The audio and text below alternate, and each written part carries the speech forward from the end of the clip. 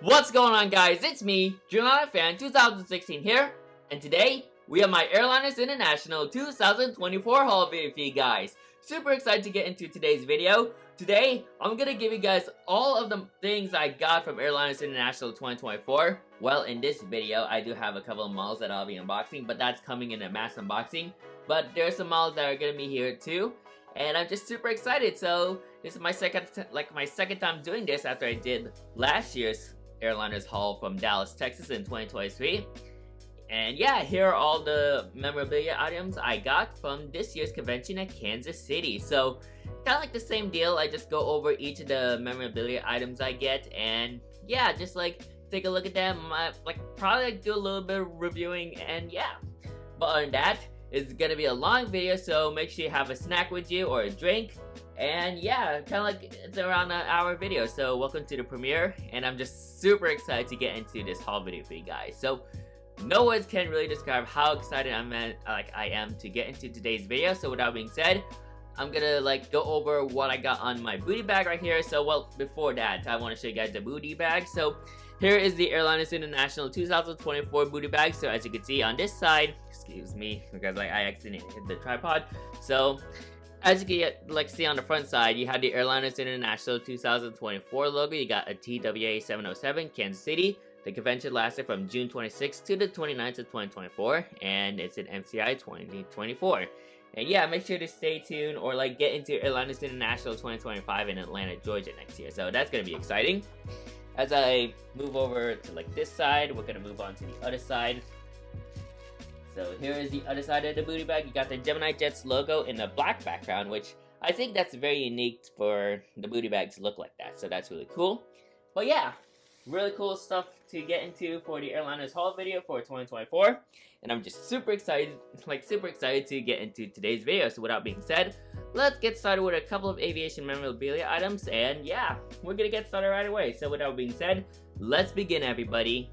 Alrighty, so let's get started, everybody. So what I'm gonna do is I'm gonna go through what's in the booty bag. I'm gonna start things off with a couple of miscellaneous stuff, kind of miscellaneous, but there's also some items or memorabilia items that was included in this booty bag. But I'll just get started with a couple of things first. So let's start off with my lanyard. So here's my lanyard that I was wearing during the Airliners International 2024 convention. It has my name, which is Henry, which basically that's my real name. And then you have the Airliners International 2024 tiles right there. You got the logo, and then you got 93. I'm still not sure what this 93 stands for. And then of course you got my, here's the Airway magazine lanyard right there, the necklace, but yeah, just a lanyard. But yeah, really cool lanyard, I'll say. Kind of similar to the one in Dallas. However, the one from last year is blue. This one is red. So that's my lanyard right there.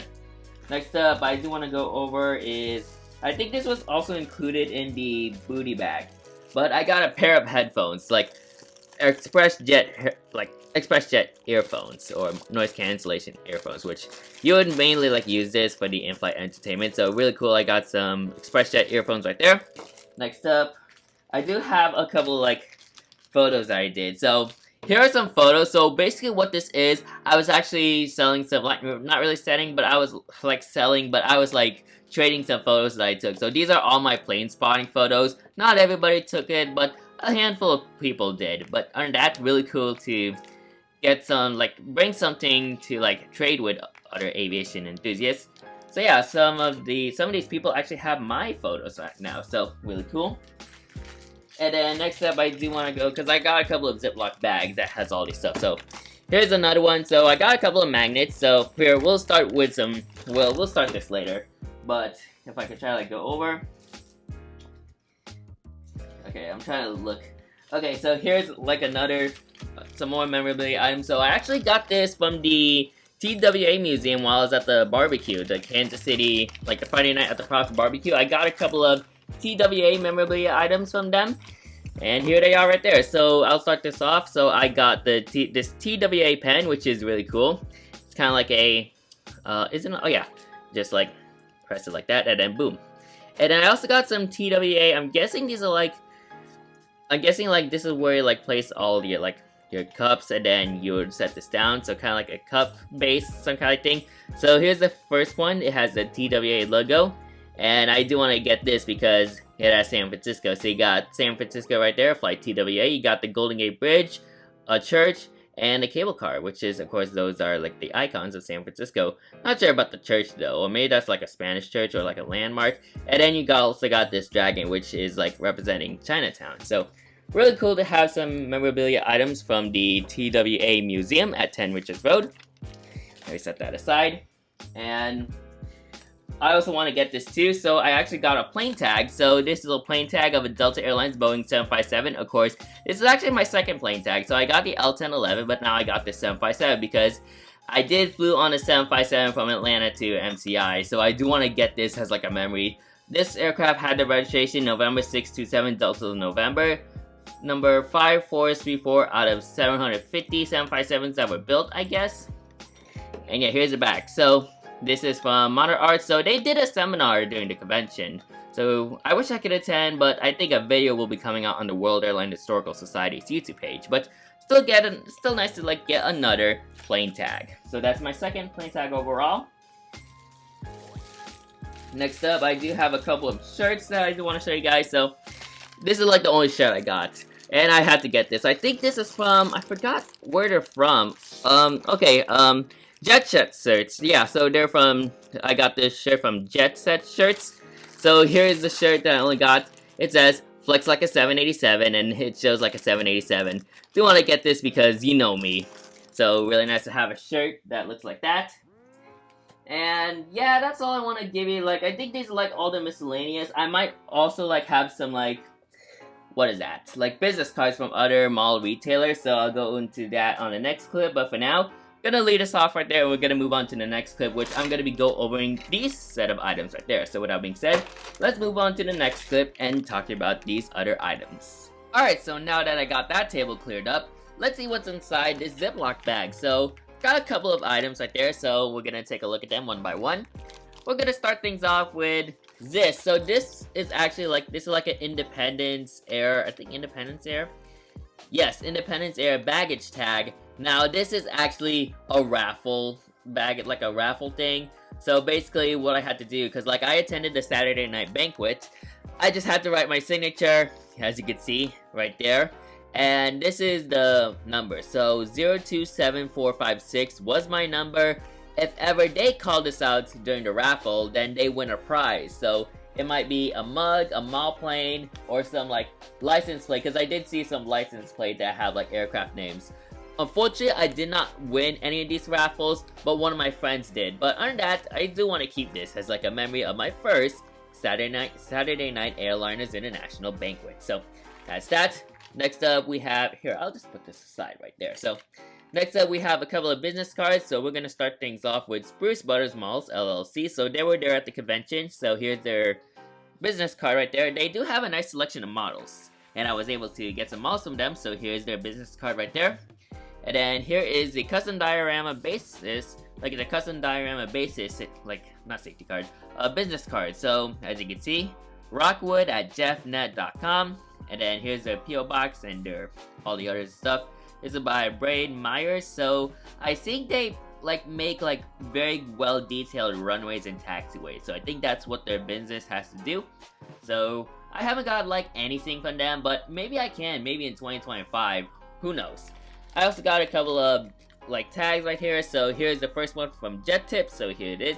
So it has the Jet Tip logo, and it has the Airliners International 2024 Kansas City tiles right there. So kind of like similar to Dallas, but this is the 2024 Kansas City.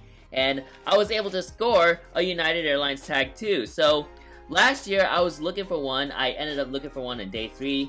Unfortunately, they were out of stock. So immediately on day 1, I looked for this and they had it. So I'm really glad to have this United Airlines tag for my memorabilia collection, since I am a huge fan of United Airlines. And hopefully I can try flying them one day to try out their cabin product. Next up from this bag, I do have a couple of matches. So these are matches from Texas International. Not sure why they included these, but hey, these are still cool at least. So that's 1, that's 2, and that's 3. And speaking of Texas International, I also got a pin as well. So as you can see, here's a pin that shows the Texas International logo. You can slightly see my face from that star, but here it is. So overall, very nice pin, and yeah, really cool to have one. I also got a couple of wings too, so kind of like fake wings, not like actual airline wings. Some of these airlines are actually defunct. So start this off with the Delta Airlines one. So here's the Delta Airlines wings right there. I think I got this because like Squatchy's diecast model actually has these, so this is like one of them. So here's the Delta. I think this is also from Squatchy's too. This is the IAA pin right there, the wings right there, so really cool. I think IAA means International Aviation Association. I'm not sure if I'm correct on that one, but there it is. And then I also have an Eastern Airlines pin. I think this was included in the booty bag. So as I come like pull it closer, so here it is right there. A very nice pin with the hockey stick logo. Kind of like wear and tear, kind of has some scratches, but hey, that's what happens when this thing is sitting in the Ziploc bag for quite a long time. Also gotten button pins too, so here are 2 button pins. They're all from Braniff International. I'm thinking this is referencing from Airliners International 2023 in Dallas, where there's like a lot of Braniff International stuff. So glad they're still keeping the memories of Airliners International 2023 alive. So we'll start with this one. It says, "I'm aboard the Braniff bandwagon." Excuse me. Let me reread it again. So it says, "I'm aboard the Braniff bandwagon." So really nice name for that one. And the second one says, "I heart Braniff." So really cool. So let me just put these aside. And to round off from this, actually I do have another pin. So here's my pin. It's the Airliners International 2024 pin right there. So kind of like similar to the one in Dallas, but it has the Airliners International 2024 logo right there. MCI 2024. And to round this off, I do got a couple of magnets. So I ended up purchasing some more magnets from that same guy that I saw last year. But I think I got 2 instead. Just only 2, so that's basically it. We'll start this off with this back, like the tail area or the empennage area of the United Airlines Friendship Retro Stars and Bar Jet. And yeah, really cool shot right here. You got like a very nice background alongside the United tail. And then you got November 475 Uniform Alpha. Really nice shot. So yeah, really glad to have another United Airlines tag, or not really tag, a magnet in that case. And because I work with this airline, I also got the Hawaiian Airlines Boeing 767-300 as well. So this is the magnet of the Hawaiian 767. They actually flew to Sacramento back then, but they retired this summer like 2018 or like 2019. While I haven't seen their 767s, it's still cool to get a Hawaiian Airlines magnet, at least of their 767. Wish they had the AC-21neo or AC-30, but I didn't really see them. And this is like the only Hawaiian Airlines they have. But other than that, still cool to have a magnet of the company I work on, of course.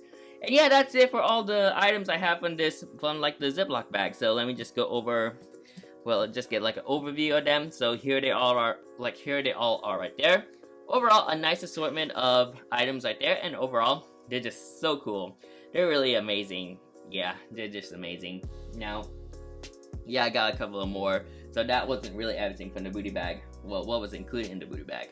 The ones that were included are these Texas International matches, the pins, and like some of the wings. So, and also the pin of the Airliners logo as well. But other than that, real nice assortment right here. And yeah, let's move on to some more memorabilia items. So I think I want to move on to a couple of postcards. And yeah, the postcards that were included in this booty bag. So gonna go over a couple of postcards. So without being said, let's go over into some postcards. Alright, now let's have a look at some postcards. So these postcards came with the booty bag. So here they are right there. We're gonna start things off with this Braniff aircraft. And I think at the back it shows the aircraft type. So let me just pull these out. Hopefully I don't like really, not sure how I'm gonna put them back in once I'm done. Alright, so here we go. So I'm gonna go over these postcards. So we have a Braniff aircraft. This is Braniff International Airlines. This is and I like on how it also has the logo as well. So this is a Braniff International Airways Convair 340, November 3413 at Kansas City Municipal Airport. So this is the downtown airport, so really cool that, like, it's really cool. It's very cool to have one of these, like, retro photos. Next up, we have a DC-3, or this is like a DC-2. Oh, it's a C-47 from Central Airlines. This is at the downtown airport as well. So the C-47 is the military variant of the Oh, what was it again? Oh, no. Oh yeah, the C-47 is the military variant of the DC-3. So really cool that this is also at the municipal airport. Here we have the Fly Central what aircraft? This is a Convair 600, and this is in the TWA. Is in the background. In the background with a TW Connie. So there's a TWA Super Constellation right there. So really cool. Next up, we got a TWA 707 right there. This is like in, not sure what livery this is, but I think this is in Kansas City International. Oh, it's still municipal airport, so this is still MKC, so really cool shot of this TWA 707. Next up, we have a Frontier 737-200. Now, I think this is still municipal. Didn't say November, oh wait, hang on, yeah, I don't see anything. So November 7384 Foxtrot is the registration. What's the registration to this TWA? November 757 Tango Whiskey, and what's the central, here, let me look at these registrations. November 15584 is for the C-47, and this aircraft, the Convair 600, it didn't say a registration, not sure why, but there it is. Or if I can try to make it up, from this picture, I think it shows a bit of the registration. So it says November 7485. So let me take care of those. Next up, we have a TWA 747. I think this is a 747-100, I think. And let me look at the back. Yep, it is the 100. This is in, well, yeah. So I think this is in Kansas City International, if I were to guess. But it shows at the back. So this is November 93103, together with November 93102, which is the sister ship. This aircraft was one of the first two 747 delivered to TWA on December 31st, 1969. So just in time before 1970 on New Year's Eve. Next up, we have this beauty right here. This is the United Airlines Boeing 727-200, I guess, or 100. 200, so I was right. November 7084. Uniform is the registration. And yeah, here she is landing. Not sure what airport this is, but it's a sky background. And last but not least, we have this TWA 707-100 in the Twin Stripes livery. And this is the view was taken. So this view was taken after all scheduled passenger airline flights had moved to MKC to MCI in 1972. TWA introduced the red rhombus color scheme, or in this case the twin stripes, in 1975. So this aircraft is registered November 833 Tango Whiskey. So that's 727, and I think the United registration, okay, I think I already said it. So those are the yeah. So really cool postcards right here. So those are all the postcards from the booty bag, and overall a really nice assortment of airlines in the Kansas City airport, or in this case Kansas City downtown airport. So really cool stuff of postcards right there. Now I gotta put these back, and then we're gonna move on to some more memorabilia items along the way. Alright, the next set of memorabilia items are a couple of items I bought from the Kansas Ballroom. So here they are right here. So it comes with like a plastic bag almost. So let me take them all out. Not all of them are actually from that Kansas Ballroom, as I got a couple of Delta Airlines trading cards from one of my flights, or not just one of my flights, all my flights with Delta Airlines. So let me just take them all out. So we're gonna get started with all the Delta Airlines stuff. So the trading cards, so we're gonna get started. So I do have two Boeing 737 trading cards from Delta Airlines. They're all 737-900ERs. So one of them is from my flight from Sacramento to Atlanta Hartsfield Jackson, and the other flight was from Salt Lake City to Sacramento. So here are the two right there. Thank you so much to the captains of the flight for providing me with these trading cards right there. Next up, oh man, I'm very happy to have this, but I do have the Delta Airlines Boeing 757 trading card from my first Delta 757 flight from Atlanta to MCI on Comfort Plus for the first time. So that was a very special flight in my opinion, and probably the highlighted flight for this trip. Really glad to fly on my favorite narrow-body aircraft. I know it says 757-300 at the back, but I've flown on a 757-200, but still, I'm very happy I finally get to fly on a Boeing 757. And the last trading card, it's an A321neo. I've flown on a Delta A320 from MCI to SLC, and yeah, I know it says A320neo. I'm not sure, that's what the captain gave me, so yeah. Otherwise, I'll still take it. But thank you so much to the pilots of those flights for giving me these training cards, and overall they look absolutely amazing. Next up, these are the things I purchased from that vendor table. So I'll start this off. It's another Delta Airlines training card, but this is the Boeing 777. And as you can see, this is the 777-200 LR. Fortunately, well, yeah, unfortunately I did not see these 777s in person, but one of my dad's friends actually like sent me a picture of like LAX, and so happy that there's a Delta 777 in the background. So really cool to at least have a photo of one, but still, I wish I can see them in person so I can get like a nice photo. But yeah, these are retired ever since 2020, but quite unfortunate, but still get to have this training card. And last but not least, I think I have a couple of plenty of United Airlines trading cards. Not sure if I would call these trading cards or these were like what the pilots would hand out to many of their passengers. But we do have some United Airlines trading cards, so we'll start us off with a not Delta, because my Delta's there. United Airlines. So, okay, I'm going on United Airlines, alright. Okay, so we'll start off with this United Airlines Boeing 757-200. So, as you can see at the back, it has all the characteristics of the aircraft right there. Next up, we have this Boeing 737. I know this aircraft has like blended winglets, but most of United's planes are split scimitars. Quite interesting that the background also has no winglets too. So here are all like the statistics of the 737 for United. Here's the United Airlines 787 trading card right there. Really cool to have this one too. And here are all the characteristics. This is a 787-8 that's seen here on the CGI image. And yeah, you got all your basics of the 787. Next up, you got the Boeing 767. This is showing a United 767-400. And as you can see, not sure if that's like a, yeah, it might be a 767-300 or 400. But yeah, the other side shows a 764. So here's all like the characteristics and all like the status of the aircraft. And here's the United 777. I think this is the last one out of all these cards. So here are the characteristics. This is showing a 777-200. So here are all like the various stats of the 777.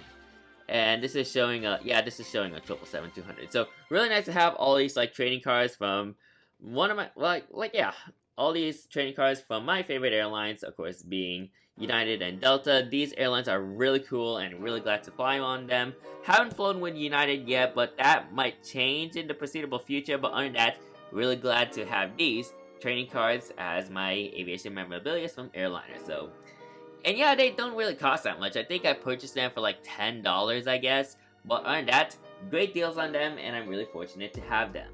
I also do have another bag with me, so here's the second bag, and these are all the other like stuff. Like I think most of them are like business cards, so as you can see, they're all coming down. There are also some stickers too, so we're gonna get things started here with, I think this is hand-printed diorama bases. So brand Myers, so display of 1-200, 1-400, and 1-500 models. So I think they make all these like dioramas of like a runway, so you can see runways and taxiways.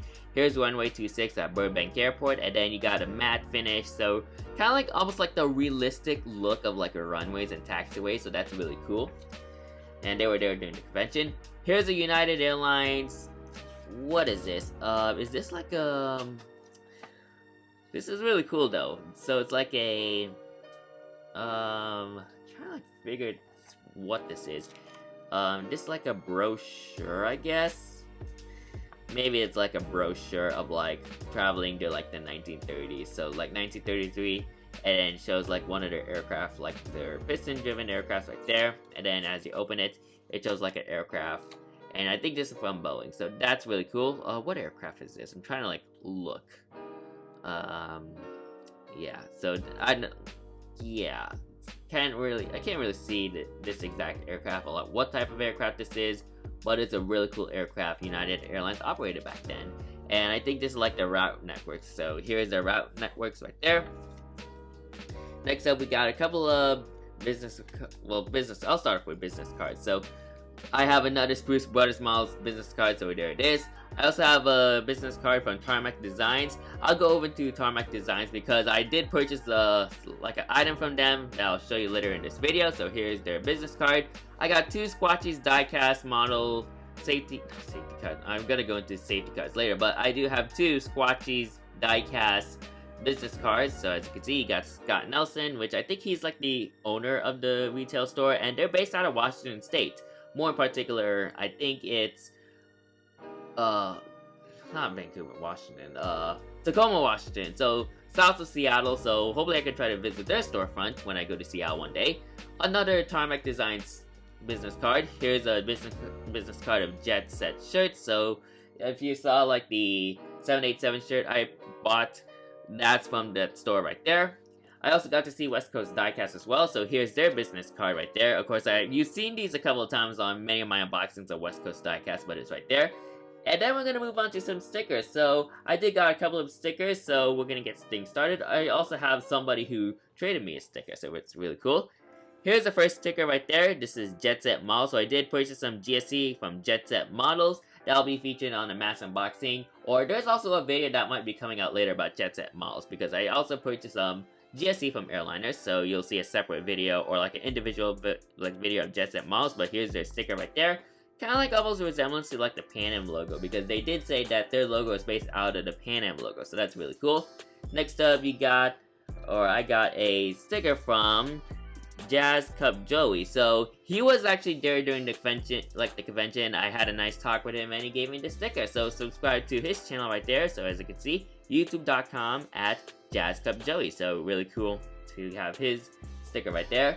And last but not least, I do want to give a shout out to Aviation DSM, because he gave me this United Airlines sticker of a Boeing 787-9 Dreamliner, or just a Boeing 787 Dreamliner in the Evil Blue livery. I actually requested this on Instagram, and yeah, he made it, and boom, there it is. So this is my sticker right there. So once again, shout out to Aviation DSM, or their retail store, like stickers, vendor table. I'll leave like the name of like what's the name of their store. So they actually produce some amazing like stickers, and yeah, really glad to have a sticker from them. So those are all like the memorabilia items from that bag right there, and overall another nice assortment of memorabilia items, and I'm really glad to have them for my collection, for my airliner stuff. So yeah, now we're gonna move on to a couple of more things. Now these are like the longest segments. I think I do want to like start off with like that one of the other items that I also got. So without being said, that's kind of like enough for like the smaller things. Now we're gonna go into like the medium-sized memorabilia items. So without being said, let's get into those. Alright, before we move on, I think I got a couple of miscellaneous stuff too. I got more like business cards. So here's the first one. So this is from the Texan Airplane store. So shout out to Nick Anderson for his continued support for the company. So here's their business card right there. So once again, here's his name, Nick Anderson, and I would highly recommend following Texan Airplane store on their Instagram, because they got a nice selection of models, and overall the amount of like models they have, including like all the Geminis and NGs, is very fascinating and fantastic.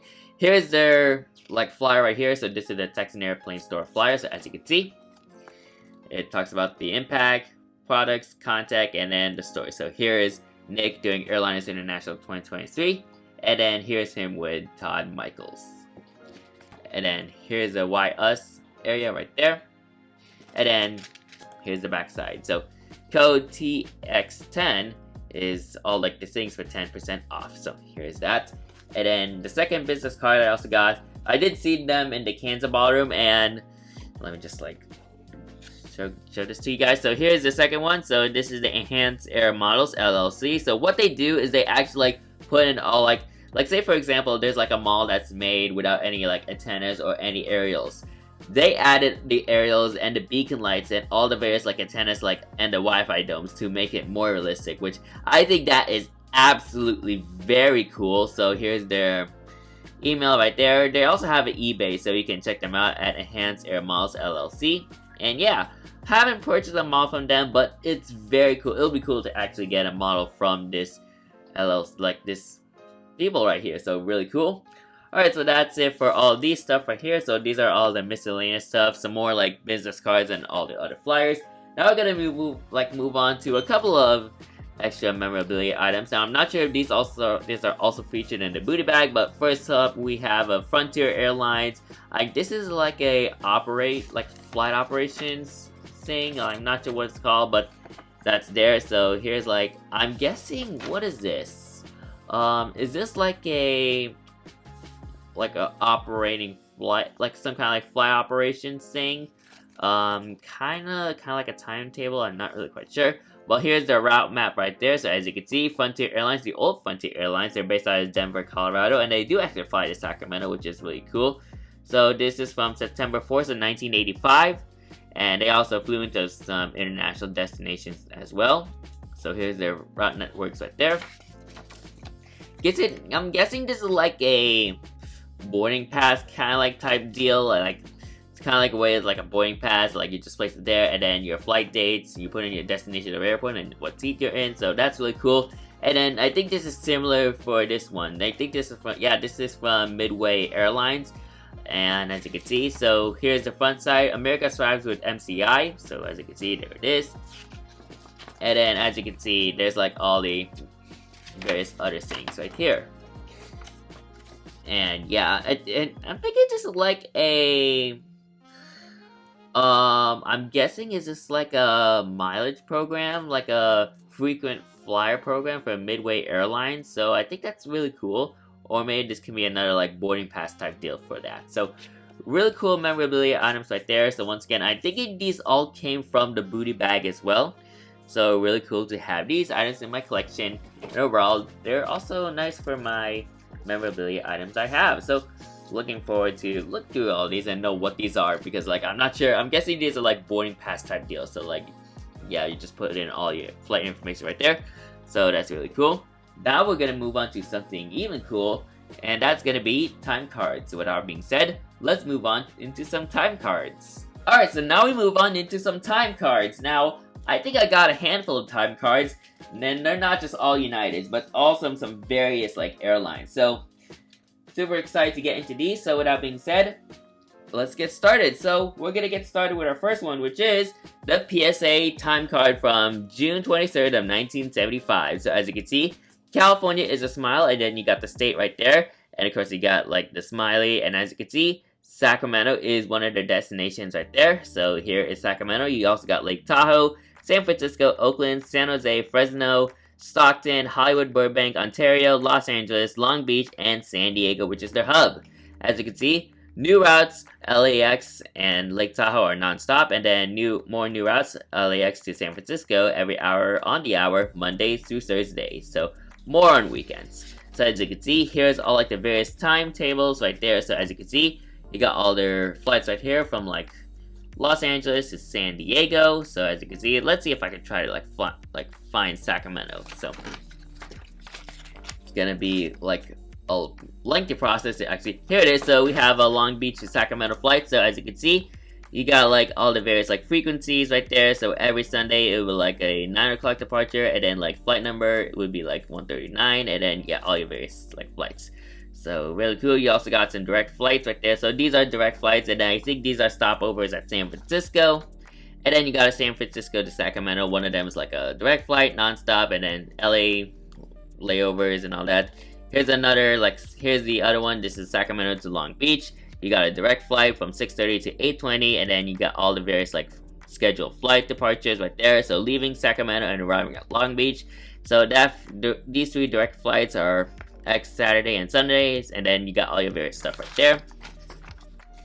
And then you also got some more stuff. So San Francisco to Sacramento, there's one right there. So as you can see, and then you also got all the others from California. So here's Sacramento to San Diego. So here's like all the frequencies right there. So really cool stuff right there. And overall, really nice timetable from PSA.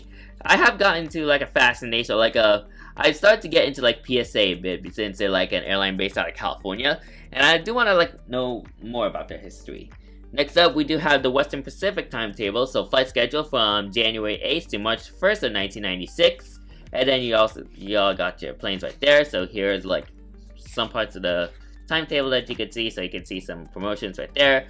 Here's all like the various like flights right there. So what times they depart and what times they arrive. Let's see if Sacramento is in that list. So you got Colorado Springs, and then you got the various destinations. San Francisco, SFO is one of them. So here are the flight numbers and the time of departures and the time of arrivals. And then here are the frequencies, and then no stops with that flight. Trying to look at, so here we go. So here we have some Kansas City stuff right there. So we got Kansas City, flights from Colorado Springs, Vegas, LA, Phoenix, San Francisco, and Seattle. And then let's see, there's some Oklahoma City stuff. So here's like the 1996 system route maps. So they are operated out of Colorado Springs, And Sacramento's not in that list, but at least they have San Francisco right there. And then you got all the other stuff right there. So here's that. Next up, I do have a United Airlines timetable. So got another United Airlines timetable. I think is this like my third one out of this like kind of format, so that's really cool. Our friendly times, April 24th of 1977. So we're kind of going back in time through this. So here's the CN Tower. This is Toronto, Canada, right there.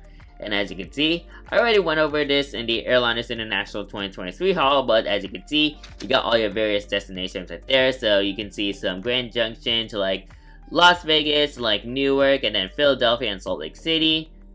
And then as you can see, we got a couple of like destinations. Here's like the oh shoot, whoopsie. Well, I did not mean to like rip that, unfortunately, but yeah, it is what it is. Sacramento is on their route map. It is a location served by United Airlines. Yeah, that's unfortunate. I think I was like, oh my god, this is so cool. I want to see if they live their Sacramento anywhere. But yeah, unfortunate that it ripped. But anyway, this is a very old timetable, so can't really complain. I think I'll just have to like, here we go. So here it is. So here's the Sacramento timetable right there. So you got stops like destinations from Reno, Richmond, Rochester, San Francisco, San Jose, Santa Barbara, Seattle, Tacoma, Spokane, Washington, Toronto, Washington, and yeah, these are all the various like stops from Sacramento. So that is the United Airlines timetable right there. I'm gonna have to fix one of the pages. And last but not least, I did got this from Slimmerville, which is like a area in the Kansas Ballroom. And yeah, I'll go over some of the items from that I got from Slimmerville. And this is one of the items, but I do want to like feature this on the safety card portion. And that is the Hawaiian Airlines timetable from 1972. More in particular, November 15th of 1972. So worth getting since, once again, I work for this airline. And it's interesting to see how their operations were like during like this time. So here's their island operation, like inter-island operation systems right there. So they operate flights from Honolulu, Kahului, and then Lihue and Kona. So really cool. It's like, yeah, very nice. Really cool routing operations from Hawaiian, I'll say. And here is all like their various like, so they actually operated DC-9s. I think they operate DC-9s to like all these inter-island destinations. Unfortunately, there is a rip, which, yeah, it's quite unfortunate. So yeah, you got all like the flights from Maui to Kona to Molokai, and then Lanai, Hana, and then all the various like. So really cool. So yeah, here are all like the destinations. So once again, you got the time they leave, the time they arrive, the flight numbers, remarks, and then how many stops they have. So yeah, this is a very cool timetable from Hawaiian Airlines, and you also got some of their promotions right there. So overall, really nice assortment of timetables that I got, and yeah, I think I got more compared to last year. So overall, these are all my timetables that I got from Airliners International 2024. And yeah, really nice to learn much of like the operations of these airlines back in like the 70s, like 80s, and yeah, very nice to have them so I can see which routes they operate out of and how many stops they have and what time they leave and what time they arrive. So really cool to have these timetables right here. Alright, now we move on to some more memorabilia items. Now, remember when I mentioned Slimmerville?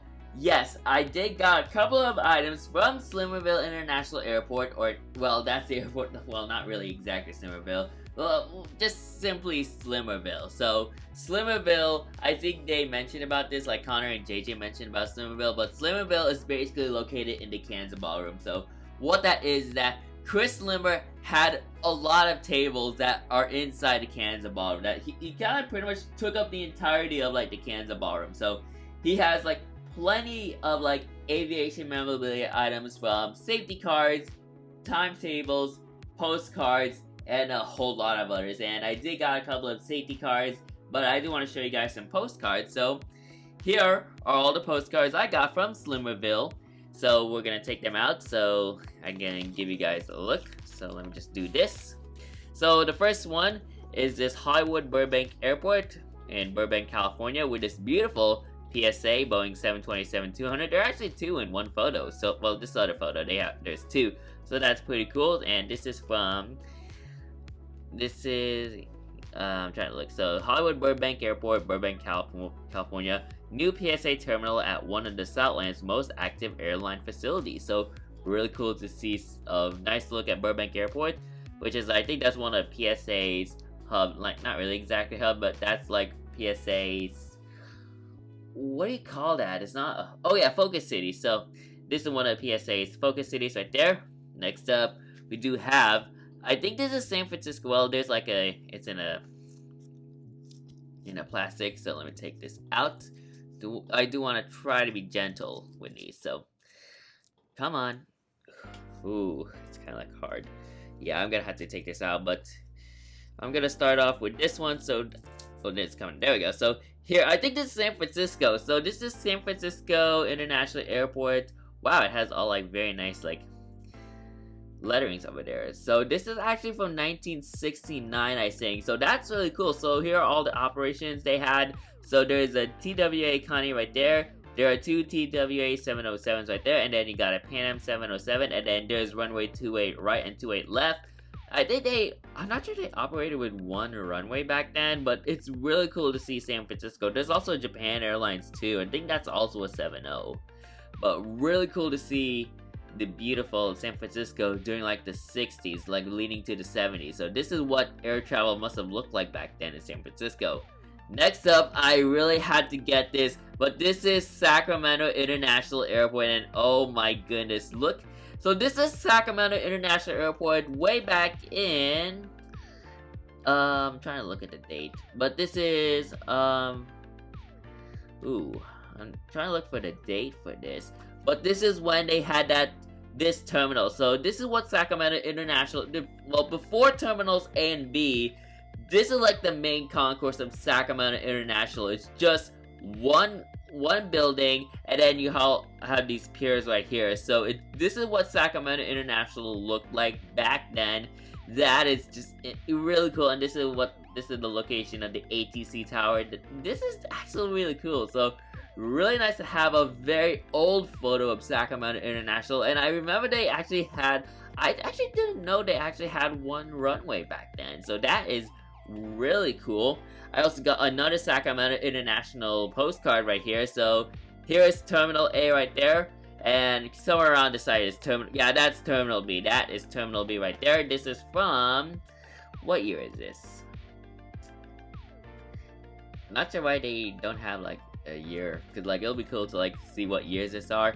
So this is Terminal A. This is like all like the baggage cars near the baggage claim. This is the inside of Terminal A, and this like after it goes through TSA screening.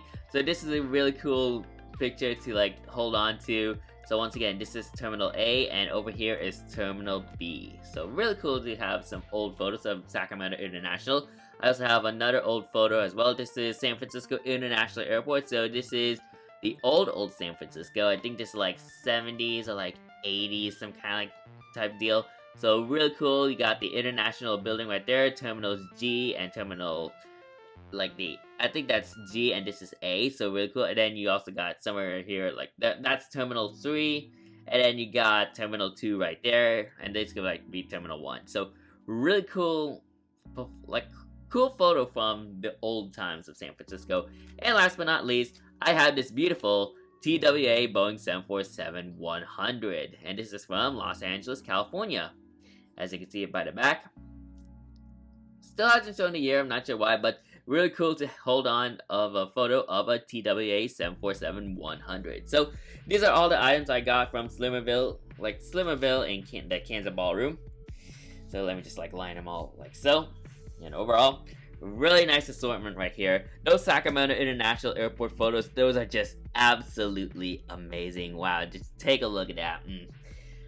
Really nice to hold on to some aviation history in my hand. So really cool assortment, and hopefully I can see if there's like more postcards I can like get in Airliners 2025 in Atlanta, Georgia. So really excited to see what I can get my hands on for next year. But other than that, these are absolutely amazing, and these are just really cool. They're just absolutely really cool. So those are all the postcards from Slimerville. Now let's move on to some safety cards, which is another thing of mine, like another favorite of mine that I like to do in these haul videos. So with that being said, let's get onto the safety cards.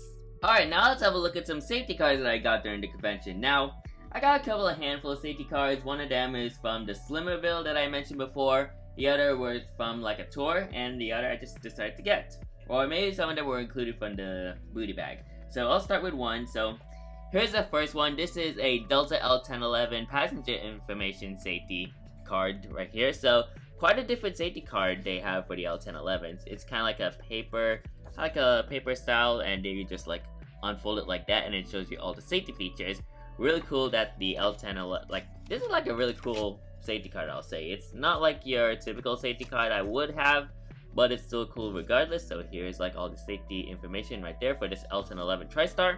Next up, speaking of TriStar, I actually do have the Flying Hospital L1011 TriStar safety card right here. So this is for the L1011-50. Now this is actually from the TriStar Experience tour that I was able to attend. So after the tour was finished, I think one of the Airliners crew, handed me this safety card as like a reward, kind of like a reward for attending this TriStar Experience tour. So really glad to have one. So as you can see, this particular plane in general used to be a flying hospital. So as you can see, here are all like here. Let me try to make sure the camera's kind of like zoom in a little bit far so you can see the full deal right here. So here's the safety card right here. Very nice safety features right there. Well, these are like all your safety features, like you got your oxygen mask, seat belts, and then where you're gonna like stow your luggage and check-in items. And here's this side. This is for like the flotation devices right there. And then the back side shows like all the water apps of the aircraft right there. So really cool. Next up, I do have a couple of Eastern 767-200 safety cards that I got from the Jet Midwest tour. Now, while I was inside the 767, basically we just like grab every single like safety card we can get. So basically all the safety cards that were inside the plane. So I think I got a handful of them. I think some of them like I think I may have got two, but I'll show you the one that's intact. So here is the Eastern 767-200 safety card. So as you can see, as I open it, kind of like wear and tear, like the card is like worn off because of like the age. But yeah, here it is right there. So, and here it's all like the water evacuation safety features, and then like all the water apps right there. This is from 2018. So kind of like around like 5 years or 6 years. But yeah. It's a very old safety, well, not really exactly old safety card. Not as old as the L1011 from Delta. And here's another one right there. Kind of like a bit worn off, or maybe it's like the... okay, well, there's only one. This came from like, I guess this one's already like missing a couple of pages right there. But here's another one that I also got as well. So as you can see, kind of like the same deal. Kind of like showing you guys right there. 2018 revision. Now here are all the safety cards that I was able to get while I was at Slimmerville on day 3. And I managed to get a couple of Delta Airlines safety cards. So we're going to start things off with the Delta Airlines Boeing 757-200G. So like the 75G of the Delta Airlines 757-200. And as you can see, because I've flown on this aircraft, I decided to get it. Well, actually, this did not actually came from like Slimmerville. This actually came from the aircraft itself. So I was able to snag a Delta Airlines 757-200 safety card. So really glad I got a piece of memorabilia history, well, a memorabilia item, since I've flown on a Delta 757 for the first time. Safe and secure. As I open it up, here are all like the various like safety features right there with the emergency exits, water evacuation, oxygen mask, and all that stuff. Here's this side right here where you like how you put on the infant life vest, and then how you put on the life vest. And on the back side, this is a 2021 revision safety card right there from Delta Airlines. So really cool, I was able to snag that. And of course, this is the one I got from Slimmerville, which is the Delta Airlines 747 safety card. Now, the reason why I decided to get this is because my dad actually flown on a Delta 747 way back in like 2012. So I decided to like get this one as well. And I got a couple of flyers right here. I'll go over these after I go over the 747. So as you can see, nice details right there. Nice illustrations on how you can do the safety features and like how you're gonna like be safe on this aircraft. Here's the water evacuation features, like the procedures of water evacuation. And on the back, this is a 2011 revision. So yeah, kind of like around that time frame. Probably this had the safety card while in like 2012. So really nice to have a Delta Airlines 747-400 safety card. Now I got a couple of, like I got a couple of flyers right here. So this is the Los Angeles Collectible Show that will be happening on February 1st of 2025. So here's that flyer right there. It's going to be held at the Embassy Suites by the Hilton at LAX South. So kind of like around within the airport itself.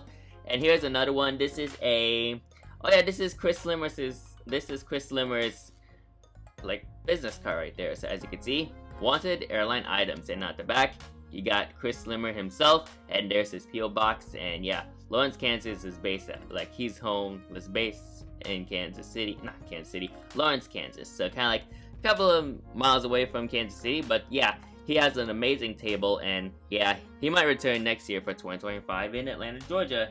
Now the final safety card I decided to feature is this Iberia A330-200 safety card. Now Connor McCauley, or Red River Aviation, actually went on an Iberia A330, and I think he was able to snag in some safety cards for us to like keep or like trade. So as you can see, this is the Iberia A330-200. So as you can see, here are like the illustrations of the safety features. So how you put on the life vest, how to evacuate the aircraft, and then all that stuff. And on the back side, it features the water evacuation right there. And this year, 2017. So this was introduced in September 2017.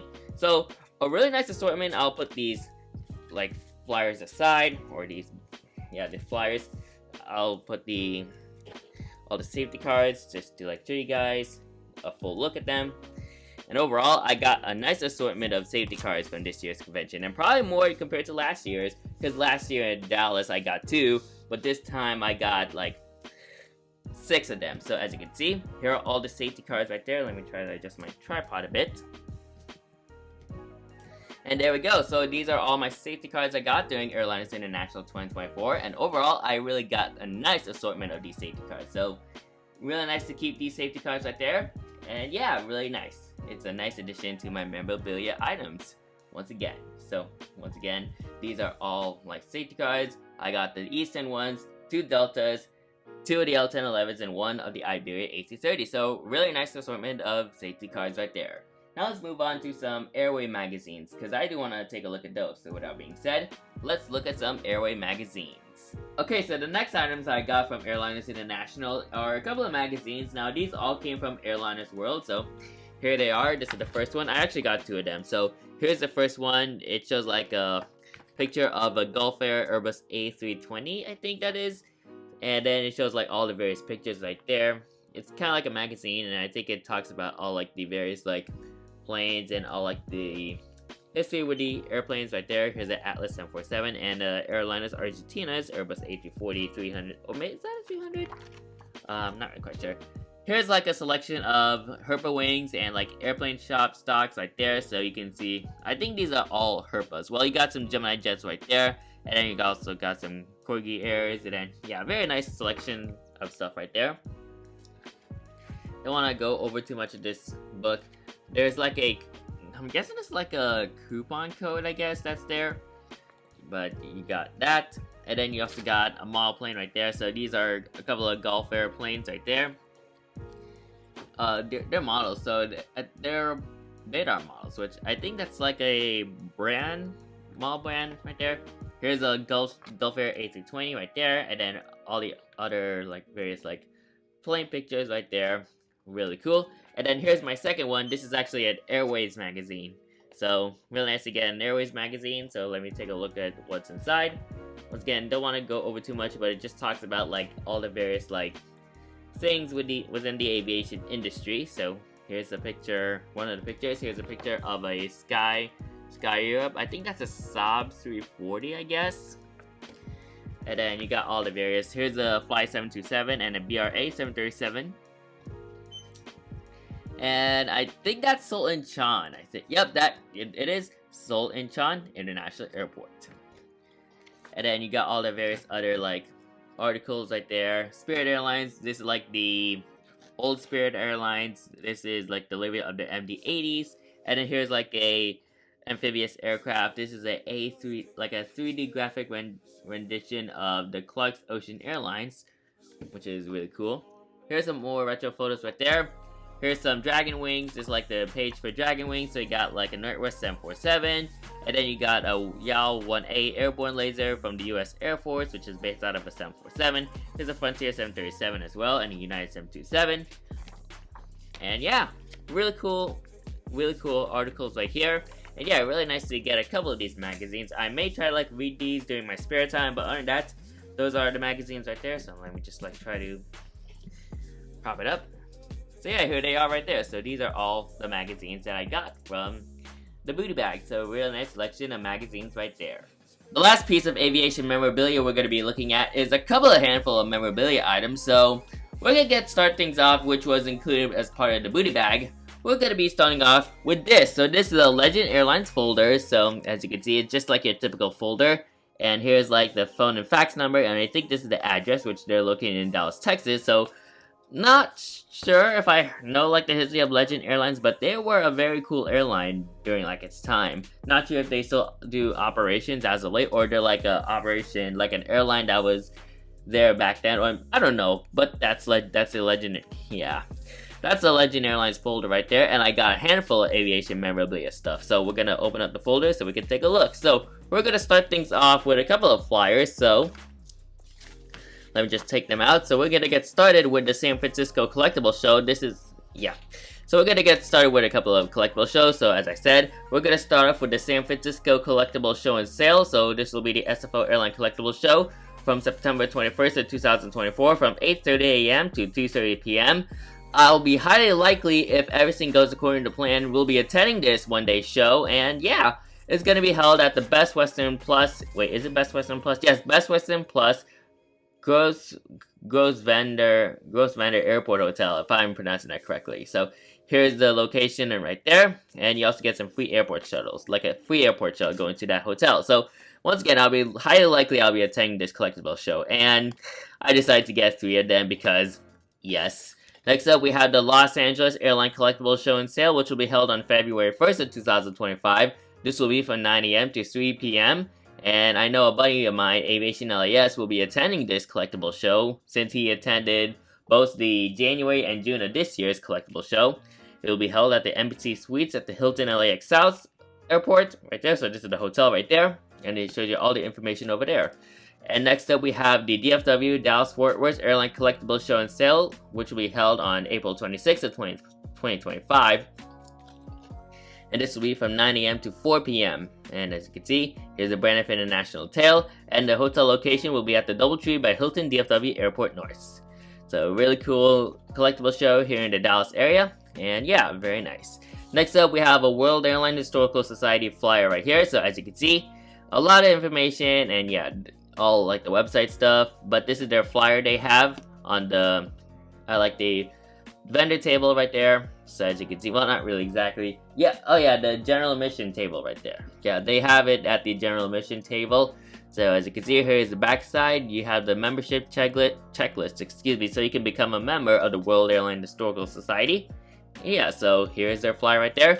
Next up, we have got a couple of United Airlines, like, I'm guessing, hang on, I have a couple of, yeah, these are like United Airlines. I'm not sure what these are, but I'm assuming these are like first class products, so, or like seat products for all their planes. So as you can see, this one has first class, so let me just open up.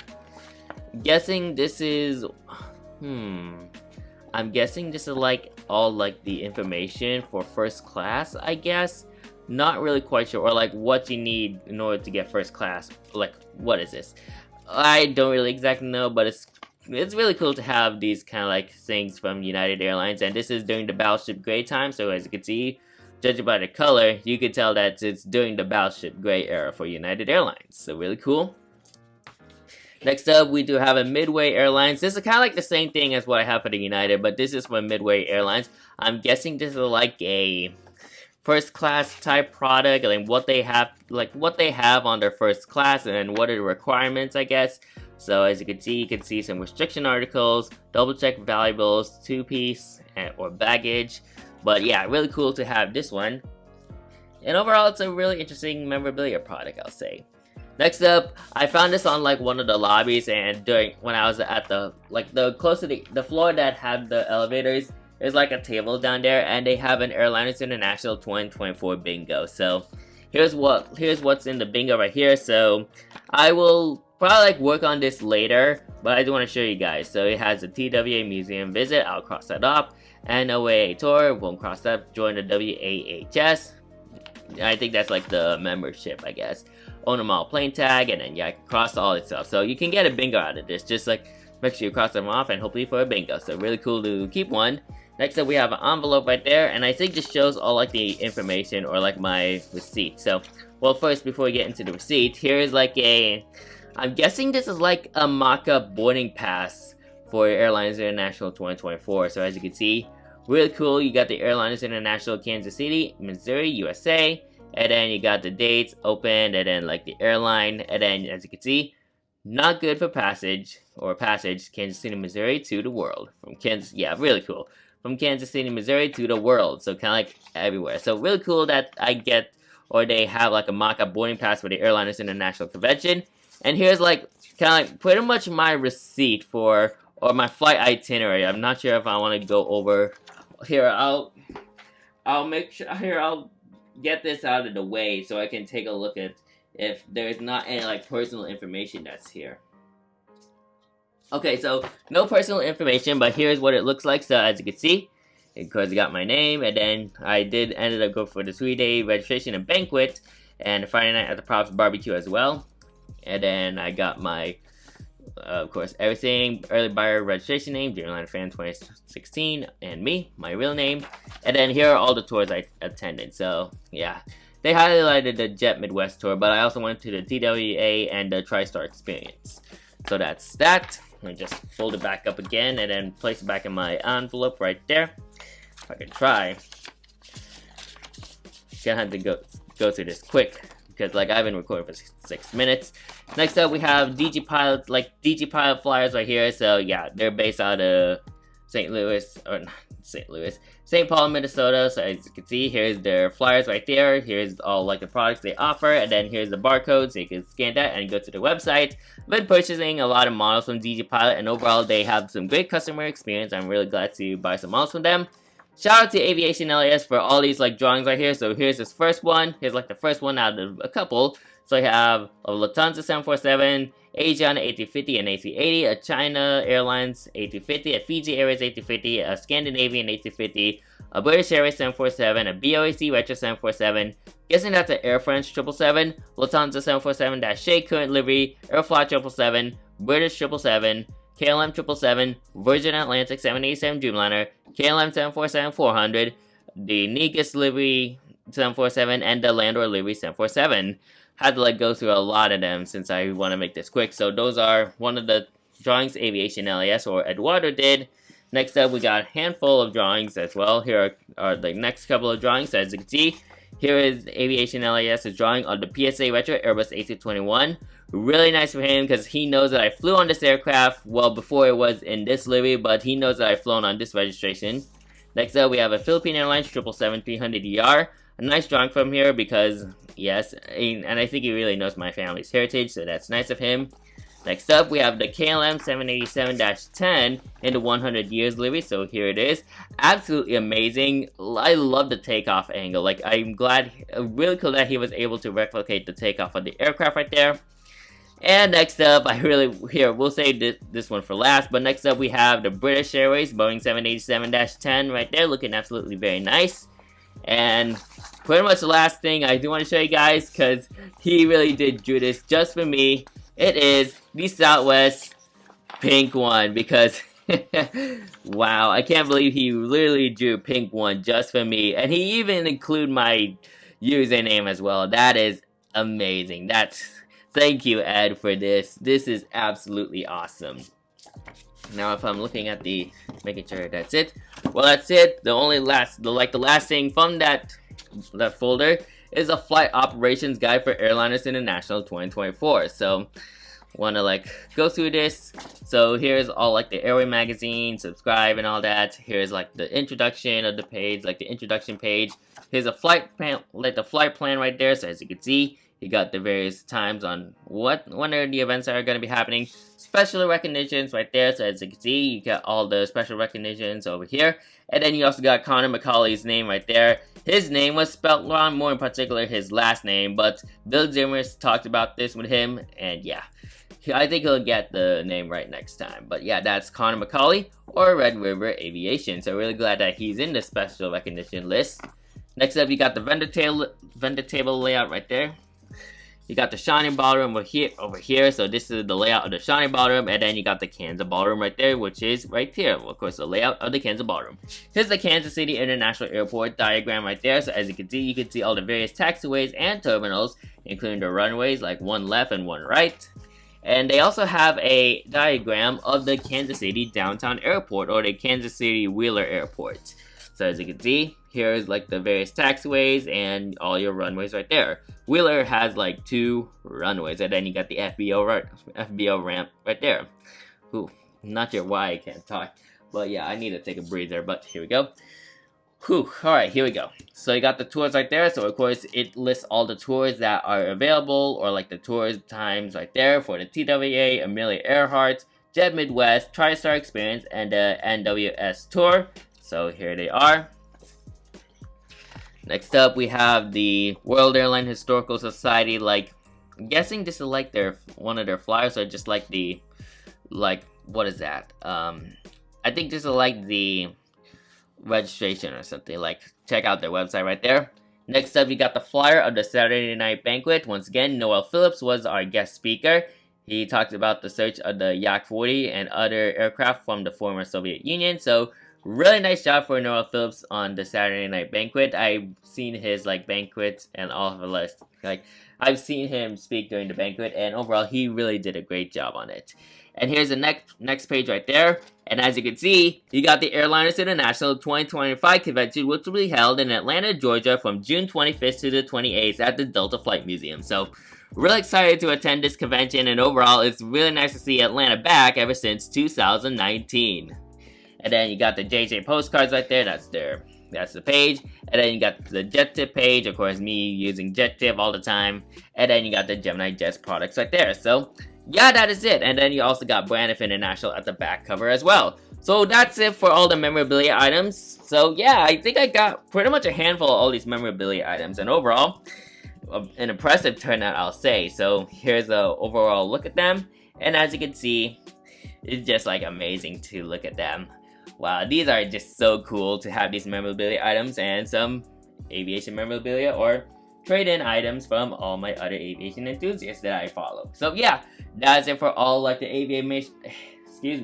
aviation memorabilia items and all the time cards, the postcards, and safety cards. And yeah, really nice layout of all these trying to think again, kind of lost track, I do apologize, but it's really nice to have all these memorabilia items inside this folder. So really nice assortment of memorabilia items right here, ladies and gentlemen.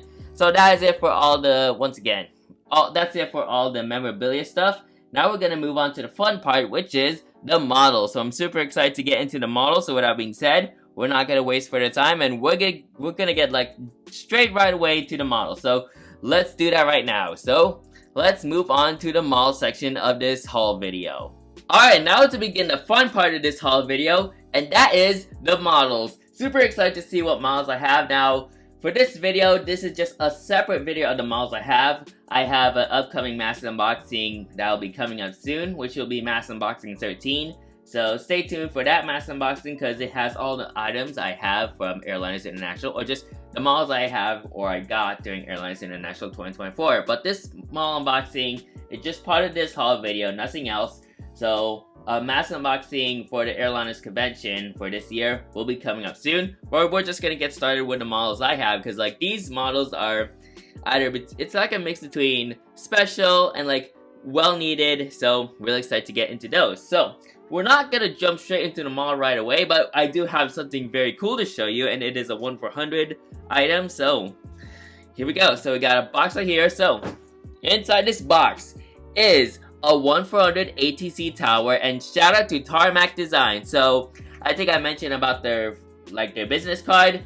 this is one of the items they have. They were at the convention. They were located in the Shawnee Ballroom, and they have a nice assortment of ATC towers from Chicago O'Hare, Atlanta Hartsfield Jackson, and they also got Kansas City International Airport as well. But they also got some smaller ATC towers like San Diego and Raleigh Durham. But I did see this ATC tower, and I had to get it because it's an airport that I really like spotting at, and it's an airport that I've been like commonly going to every now and then. But what I got is the San Francisco International Airport ATC Tower in 1/400 scale. So I'm just super excited. I did look through this. I kind of like have it like on display at my hotel room, but I just want to show you guys to see what Tarmac's design is all about. So as I open this up, it's in a plastic bag. So here we go. So as I take this out, oh man, I will have to say the detailing, wow. It's kind of like good details, but oh man, look at this. Wow, so here is the SFO ATC tower. This is 1/400 scale. And as I set it down, there it is. Wow, that looks absolutely amazing. Look at that. You also got the SFO plaque right there.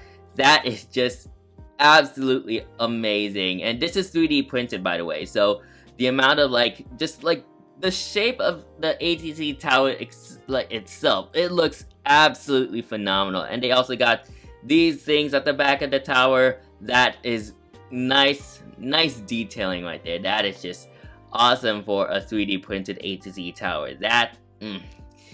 It's really cool to now have a 1/400 ATC tower because I commonly, every single year, I would always go to SFO Airport to do some plane spotting. And you've seen a lot of my SFO plane spotting videos, so that's one reason why I want to get this SFO ATC tower, because SFO is literally like my favorite airport in Northern California. That's just like, really love spotting that, like really love plane spotting there.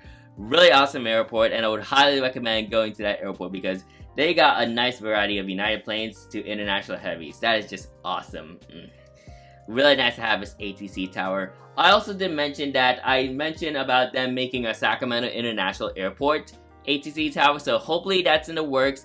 I want to message them at some point to make like a SMF ATC tower, because I'll be hopefully doing a 1/400 SMF airport in the future. But I'm not really gonna make an SFO ATC, like an SFO airport update, because it does require a lot of work, I'll say. But other than that, really cool to have this SFO ATC tower. And yeah, shout out to Tarmac Designs because they make some awesome ATC towers and other airport stuff like terminals and VOR. So that's really awesome to have this product right here. So yeah, that's like the only thing that like outside of like the model area, but this is still counted as model since it's an airport, of course. But other than that, really nice to have it. So now let's move on to the models. And here we go with the model section of this haul video. Super excited to get into all the models I have from Airliners International 2024, and these are like a handful of examples on what you can see from Airliners International.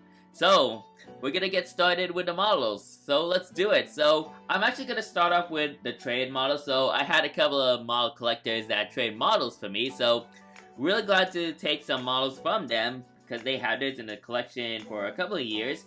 So I decided to get them for myself after they, of course, traded with me. So we're gonna get started. I actually have 4 models that I had trade with. So we're gonna get started with our first one. So we're gonna get started with a new brand, I guess. So it's a new brand, so we're just super excited to like get into this. So we're gonna get started with the Herpa Wings. So it'll be a Herpa Wings. All right. So yeah, Herpa Wings. So yeah, gonna be excited for this Herpa Wings model. It'll be my first Herpa Wings models for my collection, and it's none other than the 1/400 scale from Herpa Wings, Southwest Airlines Boeing 737-700 without winglets. Super excited for this model. Not really as necessary for my collection, but it should be a good retro model for my collection. And shout out to MSP Aviation for giving me to this, because he had this in his collection, or he had it in his collection for a long time, and I did trade my first release Delta AC-19 from Engine Models for that model, and overall it was a fair trade. So thank you so much MSP Aviation for this beautiful model right here. So really awesome model. And as for like the tradition of Airliners International, because this is the Airliners unboxing, let me go get it. I'll be using my TWA pen. So we're gonna get started with a review. So you got the Southwest Airlines tiles right there. You got the image of the aircraft. I think somebody took this, like, this is like an air-to-air shot of the 737-700. You got the Herpa Wings logo right there. And it has like all this stuff. Registration is included. Boeing 737-700 tiles right there. You got the one, like the 1/400 scale tiles right there.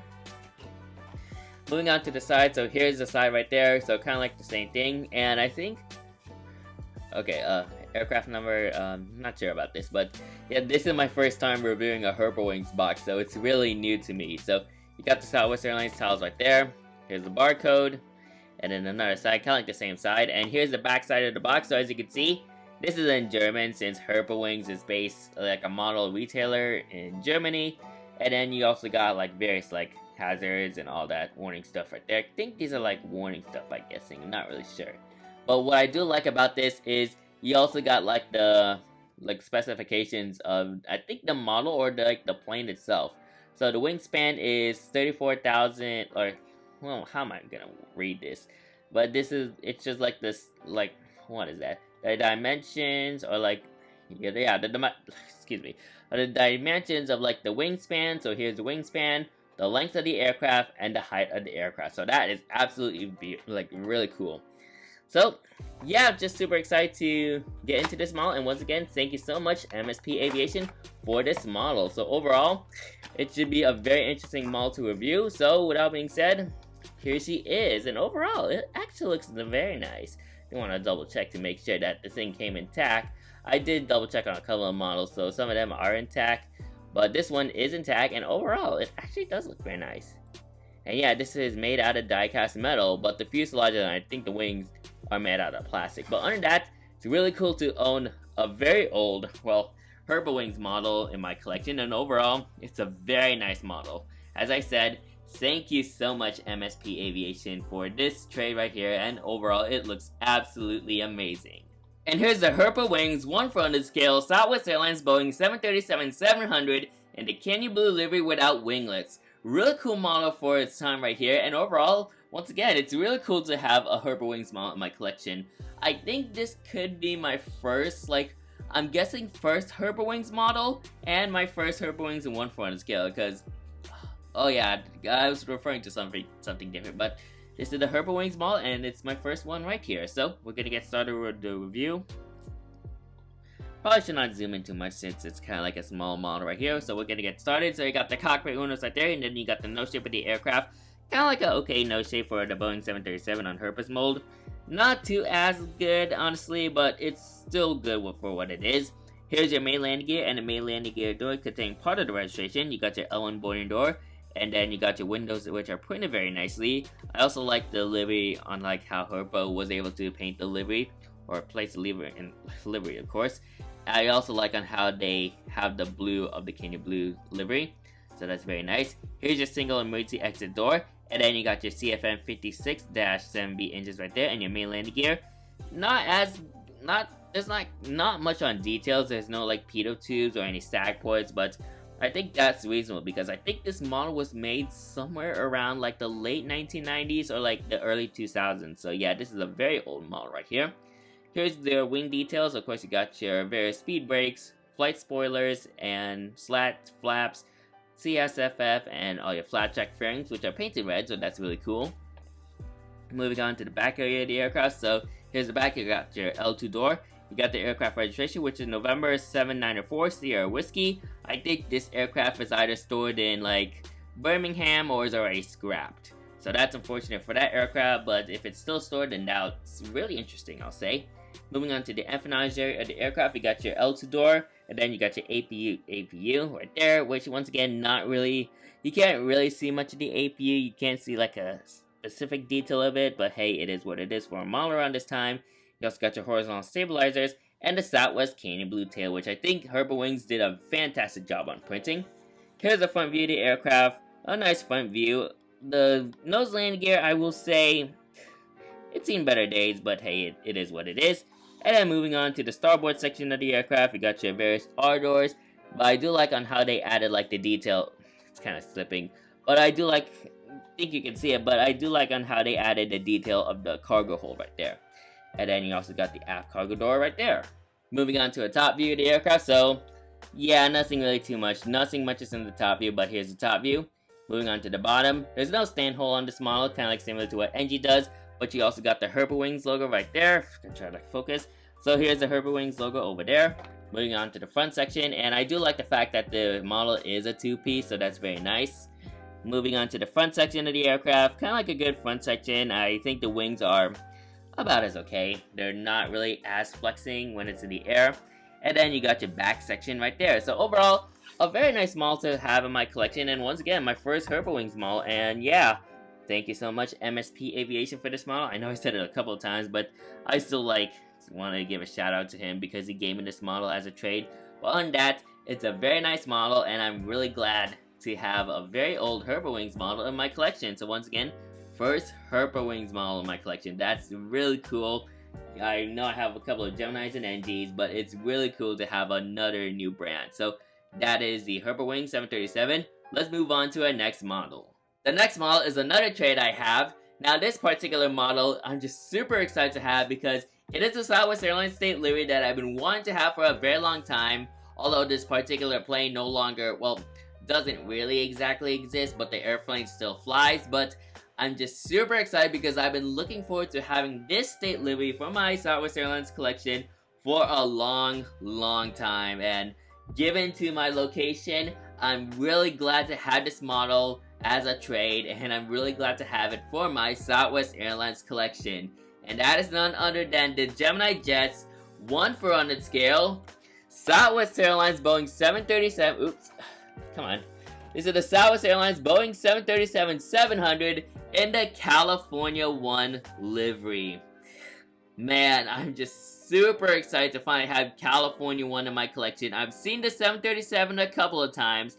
I think 3 times to be exact before she was repainted into the Heart livery. And shout out goes to JJ Skippy because he traded this model with me. Like as soon as I seen him, he gave me this model for just, I think 20 or 25 bucks. Actually, I think it's 20 bucks because I don't even really know. I couldn't remember, but I think it's either between 20 or 25 bucks because there is an unfortunate defect in this model, but I can just repair it because I have a couple of spare parts. But I'm really happy to finally have California 1 in my collection. So you got the Gemini Jets logo right there, made for collectors by collectors. You got the CGI image of the aircraft. You got the Southwest Airlines box design for Gemini Jets. Of course, it's an all-white background. Yeah, pretty much an all-white box. You got the Boeing 737-700 sauce right there, and then you got the Southwest Airlines logo right there. Moving on to the side right here. So here's one side, here's another side, here's the top side, and here's the other side. And then moving on to the back, they had it my name right there, so it has Dreamliner Fan 2016. So I'll just take this out because he knows that I'm gonna get that. You got the background right here, so you got the Gemini Jets logo, as well as it gets features. You got all the parts right there. Then you got your social media pages right there, the social media pages for Gemini Jets. You also got the Boeing license product and the Southwest Airlines licensing product right there. And this is a 2021 release from Gemini Jets. Now I'm guessing this model came out, I think it may have came out on the October/November releases for Gemini Jets, or I think, or maybe it was the September, no, I don't think it was September 2021. So I'm guessing this came out on the October/November releases from Gemini Jets, or maybe December 2021. I'm not really quite sure, but I'm assuming it's around late 2021, more in particular Q4 2021 is when they released this model. So really interesting, and yeah, really glad to have that model from that time frame. And the item number of this model is GJ-SWA 2020. Kind of an interesting item number because this model was released in 2021, but it shows the item number of 2020, which was last year as of that model's production. So super excited to finally have California 1, and under that, there she is right there. Wow, really fortunate to finally have California 1. Now, I understand this plane no longer flies anymore. It's now in the Heart livery, but hopefully I could try to get the 737-800. So here she is, looking absolutely gorgeous. Now I'm not sure, is it in the landing gear? Well, not really. It's not really gonna. I thought the nose landing gear was gonna be coming off, but here she is, California One. Let me just put it up closer. Wow, that is amazing. Now here's the defect right there. It does not have, like, the port landing gear tires are off. I think they're missing from the model, but I do have a couple of spare parts. Wait, okay, there it is. So here's the. Come on. I did find, like, one of the missing gears. So here's one of them right there. I actually have a couple of spare parts, so I'll take care of that. But other than that, I'm really glad to have California One in my collection. I'm just zooming in closer. And thank you so much, JJ Skippy, for this model right here. It looks absolutely gorgeous, and really glad to have it for my Southwest State Livery collection. And here's the Gemini Jets 1/400 scale Southwest Airlines Boeing 737-700 in the lovely California One livery. I'm really happy to finally have this state livery in my collection. I've been wanting to have this state livery, even though I don't have the 800, but the 700 will do, and I'm really glad to finally have Cali One in my collection. Therefore, me living in California, it's really well worth it. Now, this aircraft is tail heavy, so, I mean, there'll be times where the plane will be tail heavy, but hey, it is what it is. So, let's get started with the review. So, you got the cockpit windows right there, and then you got the nose shape of the aircraft. Nice for Gemini Jets right there. You got some pitot tube details, and you got the nose landing gear and nose landing gear door containing part of the registration. You got the California One tiles right there, alongside with the Southwest Heart logo right there. And on the L1 door, you got the star, the red star that's present on the Californian flag. So, I'm not sure what that represents, despite me living in California for a couple of years. Moving on to the middle section of the aircraft, you got some stack port details right there. You also got some the windows right there and the single emergency exit door. You also got the California Bear right there, which is present on the state flag, of course, like the California Bear. Kind of like an iconic symbol of California right there. And then, as you can see, its paw is like on the CFM 56-7B engine, which I think it kind of like adds a nice dimension. So if I were to center this aircraft, you can see how like his leg lines up with like the full body of the bear. So that's really cool that Southwest was able to replicate that on this livery right here. The engine pylons, here are the engine pylons like right there. And then you also got your main landing gear, which thankfully I was able to fix. It took like amount of I don't know, like a couple of hours for me to fix, because fixing a 737 landing gear is really tough. But I was able to I had some spare parts with me, so I was able to improvise that. And therefore, she kind of looks good as new.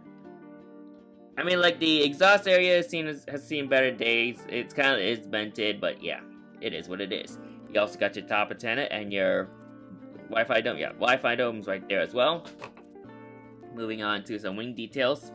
So here's the wing detail of the aircraft. So as you can see, you got your the slide indicators, so just the emergency exit indicators right there. Like the lead emergency exit overhead wings, and then you got your CSFF, which is it had a very interesting CSFF for the Southwest planes. You also got your flapjack fairings right there, and then some spoiler details, flap details, and slat details.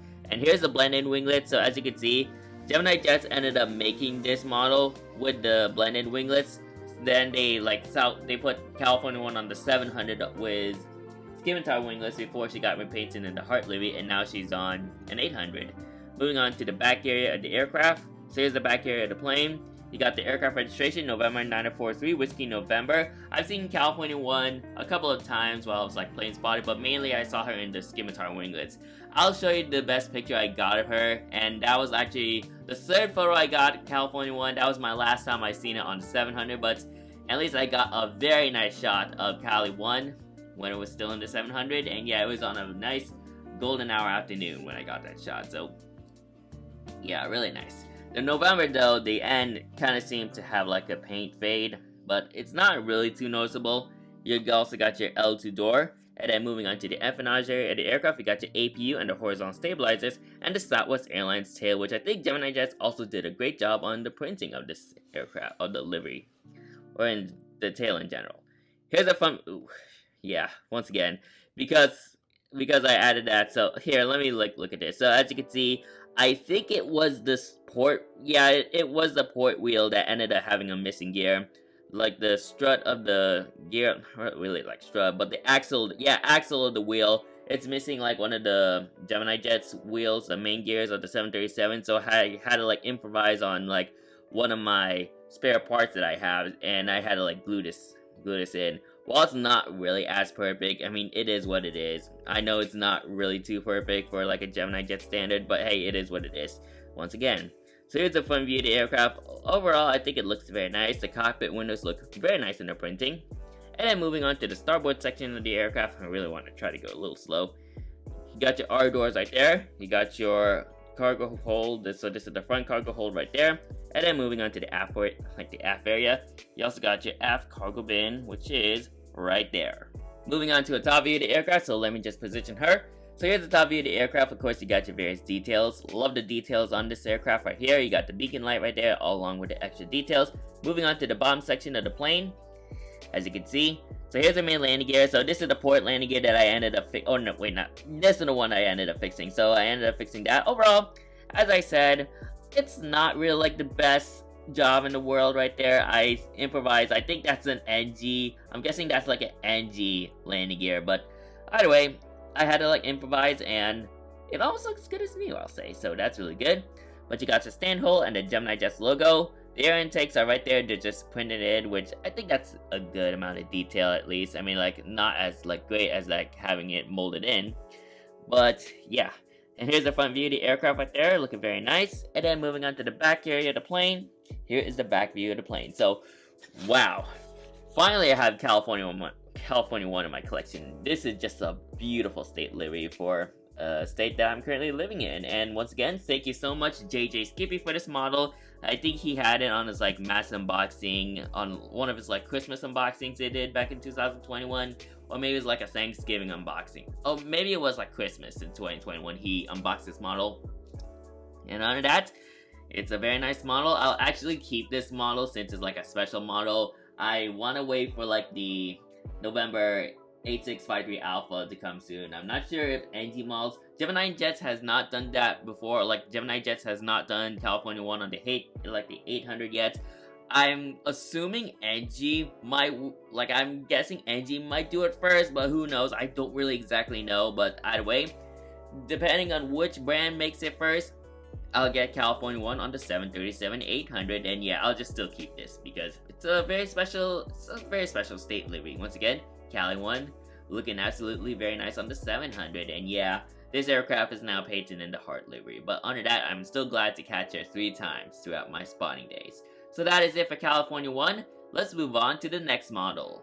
The next trade models that I have for my collection are 2 trades. These all came from Aviation LAS, so if you saw the drawings that I mentioned, those are like the drawings from Aviation LAS. He also gave me 2 models for trade, so I'm just super excited to have these in my collection. If you remember from last year's convention, he actually traded me a Gemini 250 American Airlines McDonnell Douglas MD-80, but he decided to get 2 more for me, and I think these are all from his collection. The MD-80 that I got last year, he actually got it from like one of the vendor tables, and he actually gave it to me, but these all came from his collection back then, so I now have it for my collection now, so that's really good, and thank you so much, Eduardo, for these models. So let's get started with our first model, which is a very interesting model. I think this could be like first of its kind for this airline. So I have a couple of these models from this particular airline, but I do have a special livery which I'm super excited to have, and that is the Gemini Jets 1/400 scale JetBlue Airbus A320 in the Vets in Blue livery. This is the older iteration of the Vets in Blue livery, so super excited to have my first JetBlue special livery in my collection, and overall, what a way to start it off with the Vets in Blue livery. So you got the Gemini Jets logo right there, made for collectors by collectors. You got the CGI image of the aircraft. It's like a typical Gemini Jets generic box. You got the JetBlue tiles right there, Airbus A320 tiles right there as well. You got the 1/400 scale die-cast small aircraft. Here are the sides, one of the sides right there, and yeah, all the other sides. And here's the back side of the aircraft. So as you can see, you got the aircraft right there. A very nice and interesting like line with the yellow, line that goes all the way from here to there. You got the Gemini Jets logo as well as guest features. You got their bullet points right there, and then you got the Facebook page right there, and then all that stuff. This is a 2016 release, so this is like one of the older models. I think this is about like 5 years old right now, so really cool to have an old model from that era. And the under number this model is okay, where's the, I don't know. Okay, there it is. So The item number of this model is GJJBU 1546. So, really nice to have this. Let's have a look at the model inside. And there she is, looking absolutely very nice. I took this out while I was in the convention. And here is the description of the aircraft. I'm guessing this is the data number. I think he may have got this from Waffle Collectibles. So here's the description of the aircraft. You could pause and read. And let's get into the unboxing. So, once again, thank you so much, Eduardo, for this amazing JetBlue Vets Blue. Not sure if I'm gonna have this model be with me for quite longer before I get like the newer Vets Blue. But here she is right there. This is in the old cradle mold, like the seam mold. But here it is right there. I do want to check the horizontal stabilizers. I think I already checked them already, but I just want to double check. But here it is, the Vets Blue JetBlue Airbus A320, looking absolutely very nice. Really fantastic job from Gemini Jets right there. And overall, so it's a very cool model, I'll say. Once again, first ever JetBlue special in my collection. Wow, that thing looks absolutely amazing. And here's the Gemini Jets 1/400 scale JetBlue Airbus A320 in the old Vets Blue livery. What a fantastic model from Gemini Jets right here. Once again, thank you so much, Aviation LAS, for this amazing model. And overall, really nice to have it in my collection, even though I'm not sure how long I'm gonna be having this for my collection. Now, I think this aircraft, well, unfortunately, this aircraft is tail heavy. Like, if I were to set it on like a unflat surface, then it will appear tail heavy. Like, I think this flat cutting board, I think it ended up like not like being tail heavy. The tail did not sit it on its ground. But other than that, I had to like use this like packing peanut in order for the plane to like stay put. So here we go with the review. So let's get, there we go again. There it goes again. Well, yeah, trying to like improvise. Yep.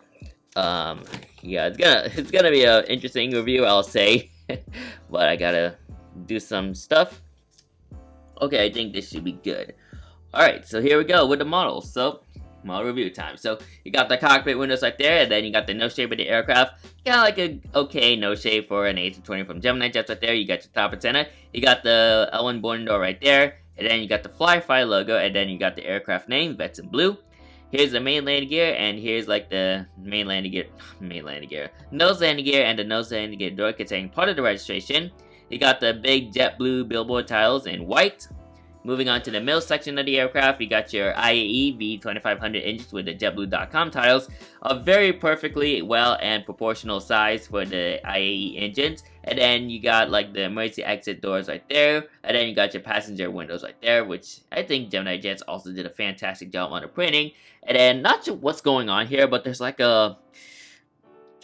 this white, this like outline of light blue that's kind of like running from this side to here. I'm not sure what's that for, but I think that has to do with like the molding of that model. But yeah, once again, this is a like one-piece mold, so the wings. So this is like on Gemini Jets' old Airbus A320 mold before they transfer into like the current one they have with the two-piece. So yeah, I think it's a good model around this time.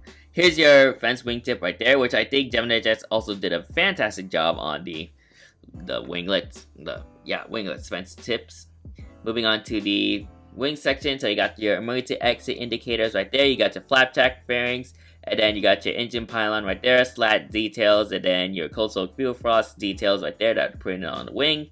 And then you got your ground spoilers and flight spoilers right there, and then all your various characteristics of the aircraft's wing. Now if I can set her back on that, like that packing peanut, there we go. And then moving on to the back area of the aircraft, you got your Wi-Fi dome right there, and your back antenna right there. Alongside with that, you got your US flag and the aircraft registration, which is November 775 Juliet Bravo. And then you got the JetBlue Honors Our Veterans tiles right there, which is placed at these back windows right there. And then there's your L2 door. And then moving on to the empennage, you got your APU and the horizontal stabilizers and the ribbon itself. So this is the yellow ribbon representing all the veterans. I think this is like the symbol for the veterans in the United States. So really nice that JetBlue is like representing our veterans with this special livery, and shout out to all of our US veterans right there. You are amazing. And then moving on to the front section of the plane, as you can see, it's an okay front section. The nose landing gear appears to be bented, which is unfortunate, and then this main landing gear, the starboard main landing gear, appears to like kind of tilt closer, like tilt inwards towards the fuselage, which can't really complain. I mean, like, Gemini Jets, I know they are a good company, but it's not like the model's not 100% perfect, I'll say. The real life plane is, so I learned about that from Todd's seminar, so yeah, and this also goes for other model manufacturers as well.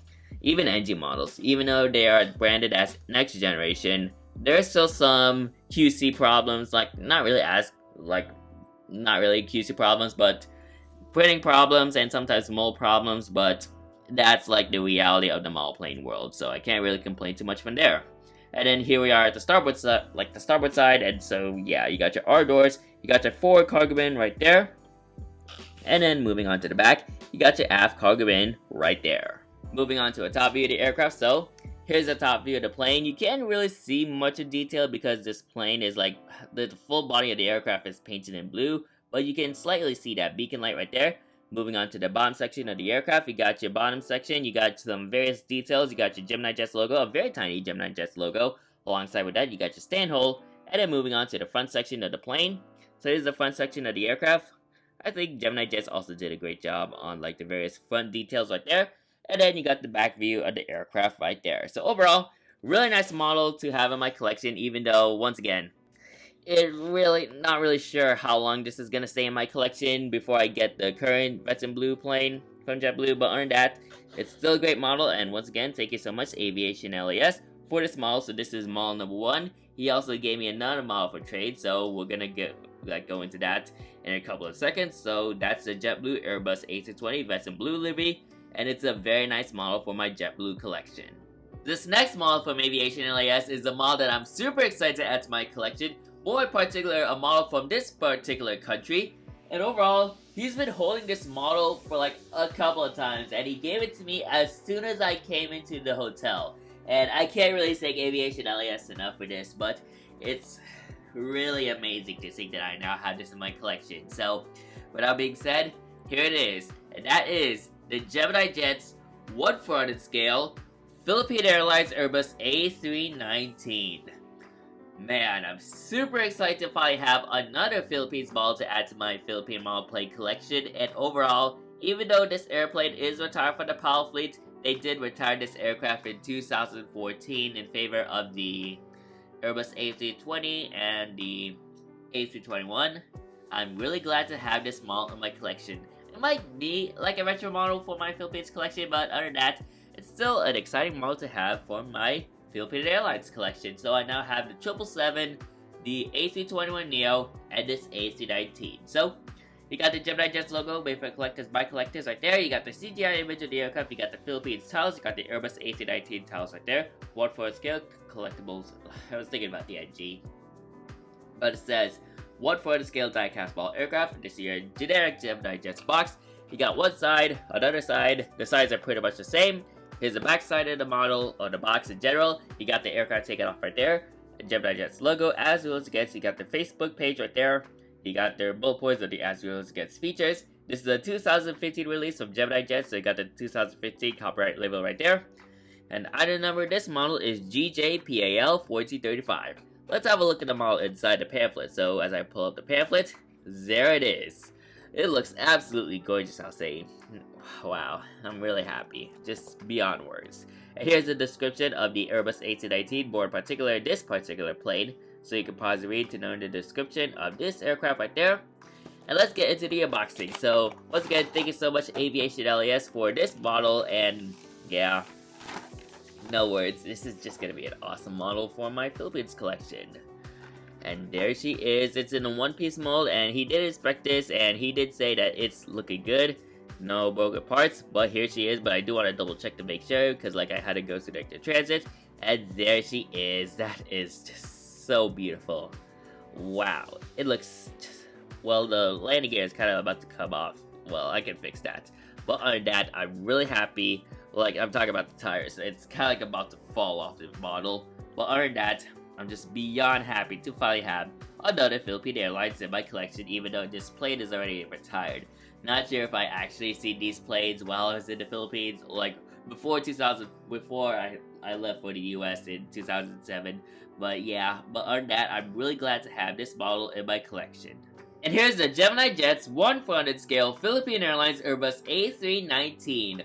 What a fantastic model from Gemini Jets from its time, and overall, thank you so much Aviation LAS for this second trade, and I'm really glad to have this model in my collection. It's a very fantastic model, and like one of Gemini Jets' greatest models they ever produced. So let's get started with the box. Well, not box, excuse me. Model, there we go. So we'll get started with the model. So you got the cockpit windows right there, you got the nose shape of the plane right there, you got the outline of the radome, so this is the radome right there. Very well, you got basically see the radome itself. You got the pitot tubes and all that details. You got the L1 board door alongside with the top antenna. Here's your nose landing gear and the nose landing gear door as well. Moving on to the middle section of the plane, you got the Philippines tiles right there, and then you got your windows right there, which I think Gemini Jets also did a fantastic job on the printing. And then there's your single emergency exit door right there. Here's your CFM 56-5B edges, which they are well proportional in size. So just like the Gemini Jets, like the old Gemini Jets mold before they transitioned into the two-piece wing, which of course the CFM engines, you kind of know what I mean, but this is like the good mold from their Airbus A320 families. It looks just so nice. Look at that.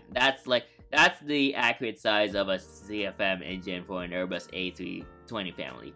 So great work Gemini Jets, although it's in the one-piece mold, but hey, it's like one of the good molds they have. Here's your main landing gear right there. And then moving on to like the wings. So you got your wings right there, you got your over-wing emergency exit right there, you got your engine pilots, and then you got your flat track fairings, and then your fence wingtips, which I think Gemini Jets also did a great job on the fence wingtips. You also got your coastal fuel frost, spoiler details, and flight spoilers of course, and then slats and flap details right there. Moving on to the back area of the aircraft, as I zoom in closer. So you got the back area of the plane, you got your back antenna, and what I like about Gemini Jets, or this model in particular, is they added the bottom antenna as well. You don't see those in many of like the recent Gemini Jets releases because of like, yeah, they would sometimes like fall off at times, but yeah, glad they actually made bottom antennas back then, so that's really cool. And then moving on to this side, of course it's still the back side, you got the aircraft registration, if I can focus. So the aircraft registration is Romeo Papa Charlie 8600, and then you got your L2 door right there, alongside with the Philippines flag right there, that's placed on the side of the L2 door.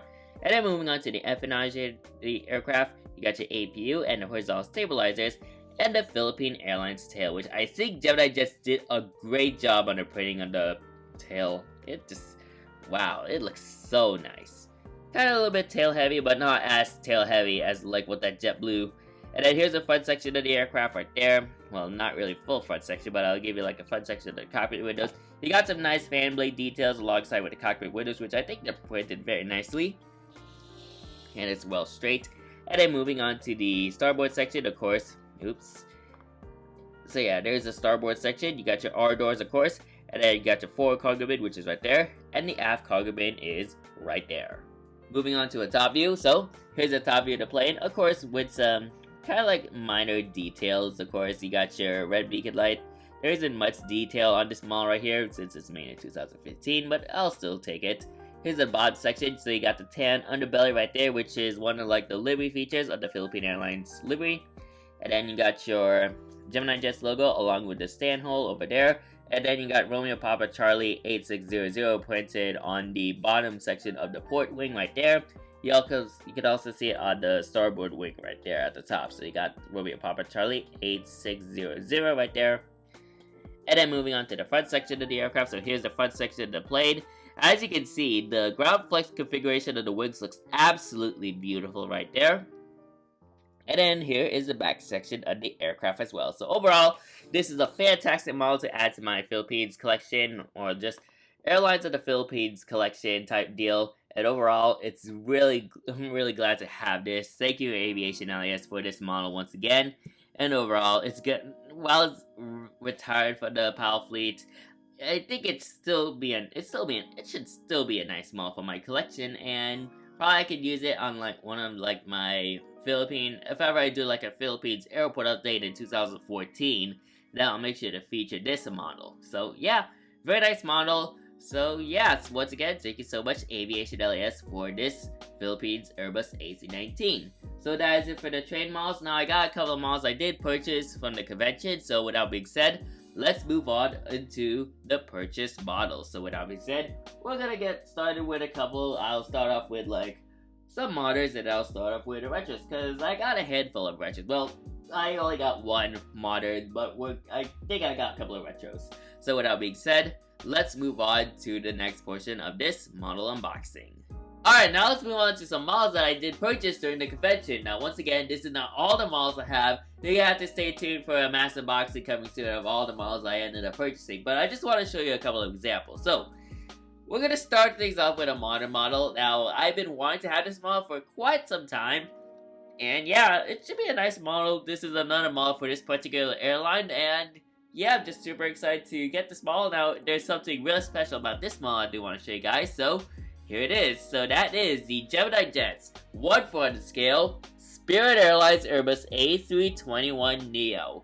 Now, I got this model because I did end up seeing this aircraft at Sacramento International Airport, because they would fly this aircraft from the Sacramento to Baltimore route that started like a couple of months ago. So I decided to get this model in favor of that. So now, the reason why I did say that this is a special model was because on day 3 of the Airliners International Convention, Todd Michaels was selling some of his models because he had to leave for St. Louis on that day.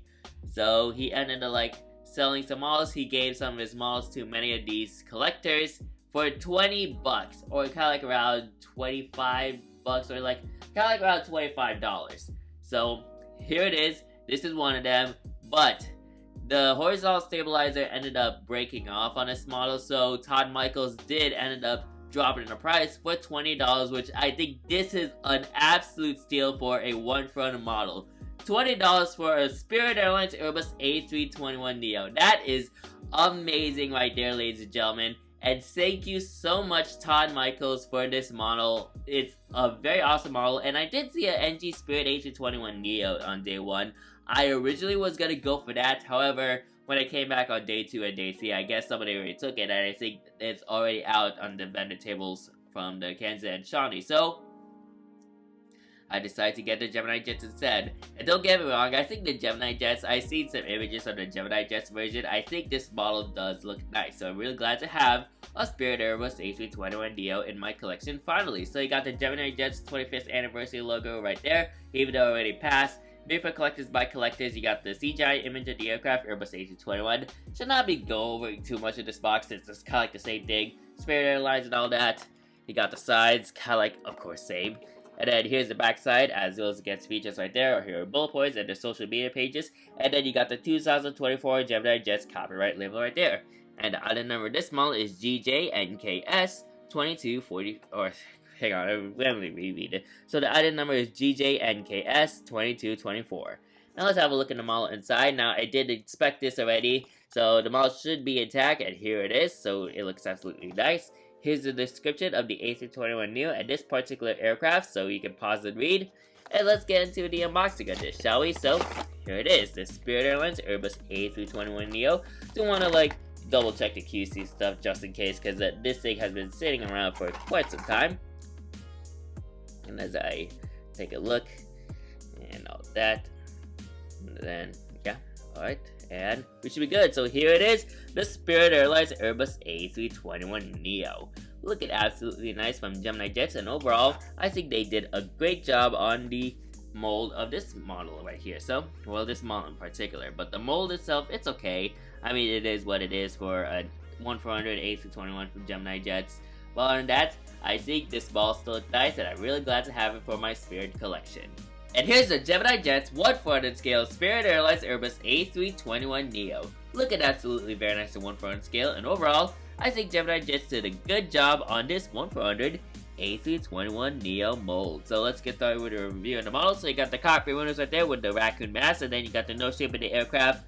Yes, it's pointy, but I think they slightly improve on the nose shape of the A321, like the A321neo, which I think that looks okay for what it is. I mean, like, it's not all perfect by any means, but on that, I still think they did a good job on it. Alright, so then you got the pitot static, like the static port, stack boards, pitot tube stuff right there. So that's the details. You got the Airbus A321neo tiles right there. You got the nose landing gear, and the nose landing gear door containing part of the, I'm guessing, ship number. Here's the L1 boarding door right there. There's your top antenna, and then here are your windows, which I think Gemini Jets put in the windows very nicely on this aircraft right there. And here are your stack ports. Moving on to the middle section of the aircraft, you got the Spirit tiles, which are filled in, which is kind of like that kind of like style. That's kind of like the style where Spirit goes as of recent. So that's kind of like what you would see commonly on their planes. Here's the emergency exit doors right there, and then you got the main landing gear as well. Here's your Pratt & Whitney PW 1000 inches. Pratt & Whitney. What am I saying? Pratt & Whitney PW 1100G engines. There we go. That took a while for me to say, but here are the engines right there. You also got the Spirit.com tiles as well, and the main landing gear. Now I'll say the engines, while they're oversized, they kind of seem like slightly improved almost. I mean, like, not as slightly drastically improved, but I mean, it is what it is for this model. But other than that, I think Gemini Jets still did a good job on the engines of the A321neo. Moving on to the wing details. So of course you got your wing details from the ground spoilers, flight spoilers, fairings, flaps, slats, cold slow fuel, and then all that stuff. No need to go over that since it's kind of like the same deal as like most of the Airbus family paint, like the planes right there. Here's your sharklet right there with the yellow paint in it as well. And then in the inner, like the inner winglet right there, if I can try to focus. Come on, focus. Gonna take a while. Okay, come on. There we go. Almost had it. Whew. Do apologies, guys, but it's gonna take a while for that to focus. There we go. So, as you can see, you got the howdy tile. So, in the inner winglet, it says howdy in there. So, really good job on how Gemini Jets was able to get that printed in on the winglet right there for a 1-for-1 model. So, really nice. Next up, you got the L2 door right there, which is present. This can also act as an emergency exit door as well. And then you got your back antennas right there. And then you got your L3 door at the empennage area of the plane. And along with that, you got the ship number of the aircraft and the US flag and the aircraft registration, which is November 702 November Kilo, which is Spirit Airlines Airbus A321. Well, the first Spirit Airlines Airbus A321neo. So, quite interesting, they don't have 701 November Kilo as the first A321neo. Instead, they just like jump straight to 702. But that's really interesting right there. And yeah. And I also did get to see this exact aircraft at Sacramento International Airport as well. It was on a very hot summer day, and I was able to get a good shot of her. So here's that picture right now, and overall, lighting really did hit on the aircraft real good. And overall, I'm really fortunate to see this exact aircraft in real life. So I got the APU right there, and then you got the horizontal stabilizers as well. Not sure if that's like part of... Okay, it's part of like the aircraft, so here, that's kind of like part of this gray thing. It's just part of the aircraft, but there's your horizontal stabilizers. And then you got the Spirit Airlines tail, which I think Gemini Jets also did a great job on printing the Spirit tiles right there. Moving on to the front section of the aircraft, you got your various like details. I love the fan blade details on the Pratt & Whitney's engines. And then you got the cockpit windows right there, which I think Gemini Jets did a fantastic job on printing the cockpit windows there. Almost seem well straight. And then you got the nose landing gear there, which it doesn't seem bented. So, like, bented, like, bending, like, as in, like, it's, like, bending, like, you know what I mean. And then moving on to the starboard section of the plane. So, here's the starboard section. You got your R doors, and then you got your forward cargo bin, which is right there. And the aft cargo bin should be right there. And then there's also a bulk compartment right there. Moving on to a top view of the aircraft, so let me just position her. So, here's the top view of the aircraft, looking very nice. Of course, your various details right there. Moving on to the bottom. Bottom also looks very nice as well. The air intakes are still like printed on this model, so there's no molded in air intakes on this model. You got your stand hole right there and the Gemini Jets logo. Moving on to the front section of the plane. So here's the front section of the aircraft, looking very nice. And then on the back section, here's the back section of the plane. So overall, great work Gemini Jets on this model right here. And thank you so much Todd Michaels for giving me this model while you were selling some models during Airliners International 2024. So overall, really good steal right there. $20 for just an A321neo mold or model. That is just ever-based, I'll say. And yeah, really glad to have this in my collection. Therefore, I have the A320neo, and then like the A319, and I also got an A320 from Airliners as well. So pretty much nearly my Spirit A320, like Spirit fleet's nearly complete. So really nice effort right there, and hopefully I can try to get the A320, like the A321ceo at some point. But other than that, this is like still a good model from Gemini Jets. I really like it. While there could be there could be some improvements on this mold, but other than that, it's still a good model regardless. So that is the Spirit A321neo. Now let's move on to some retro models. Alright, now let's dive into some retro aviation. So I got a handful of retro models I'll be unboxing for today, and we're gonna get started with a rather different like model, and it's not from Gemini Jets nor NG models, but I got one of like the rarest models I have like for many other collectors. So I did see this. I got this from Squatchy's diecast model, or like the diecast store, and it's a really cool model, and it kind of seems explanatory. So super excited to have this particular model in my collection, and it's like, once again, an early 2000s model. So here we go. So we got a rather interesting model manufacturer, which is SMA. So we have the Seattle model aircraft, 1/400 scale, Alaska Airlines Boeing 737-200. Super excited to get into this. This is actually, I think it was a short-lived model retail store. So Seattle Model Aircraft Company, they don't really last for too long, like Gemini Jets nor any other model manufacturer during like the early 2000s, but it was founded in 2002, and one of the founders is Andrew Kling, who was the owner, or who is the owner of Aero Classics. So it's really cool that he founded this alongside another guy. And yeah, once again, they don't really last too long. They ended up ceasing operations in 2005. So that's about like, they had like a good like 3-year run before they shut down. But they still have some models they have, or like some models from them are still floating around, including this one. So it's kind of like self-explanatory. So it's Seattle Model Aircraft. I think they're based out of Seattle, of course, and Alaska has like a big hub there, so it's quite explanatory. Now I did see a Seattle Model Aircraft in Airliners International 2023. I would love to get that, but I kind of like, my budget was exhausted during that time. But I did see this at day 3 at Squatchy, so I ended up getting this model, and overall it should be an interesting model to have in my collection. So let's get into this, shall we? So we got the SMA logo right there. It's $50, it's blocking it, but hey, yeah, that's what it is. That's the price right there. You got the like a passenger window cutout, and then you got the Alaska 737 right there, and then you got the 737 tiles right there. I'm guessing this is representing the Alaska Airlines livery. Here's the side with the website right there. This website no longer is active, despite this, like them stopping operations in 2005. But you got a nice sky background right there. Here's another part, and then you got 1/400 scale adult collectible models, and yeah, warning hazards right there, made in China.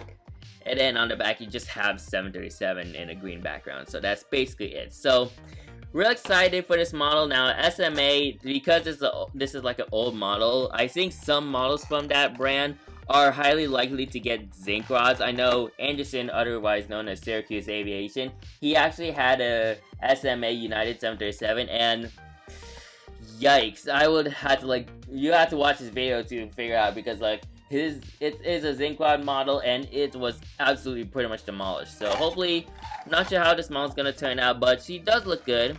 There's kind of like a paint chip at the front of the aircraft, but other than that, it's really interesting to own a model from this type of like model brand, and there it is.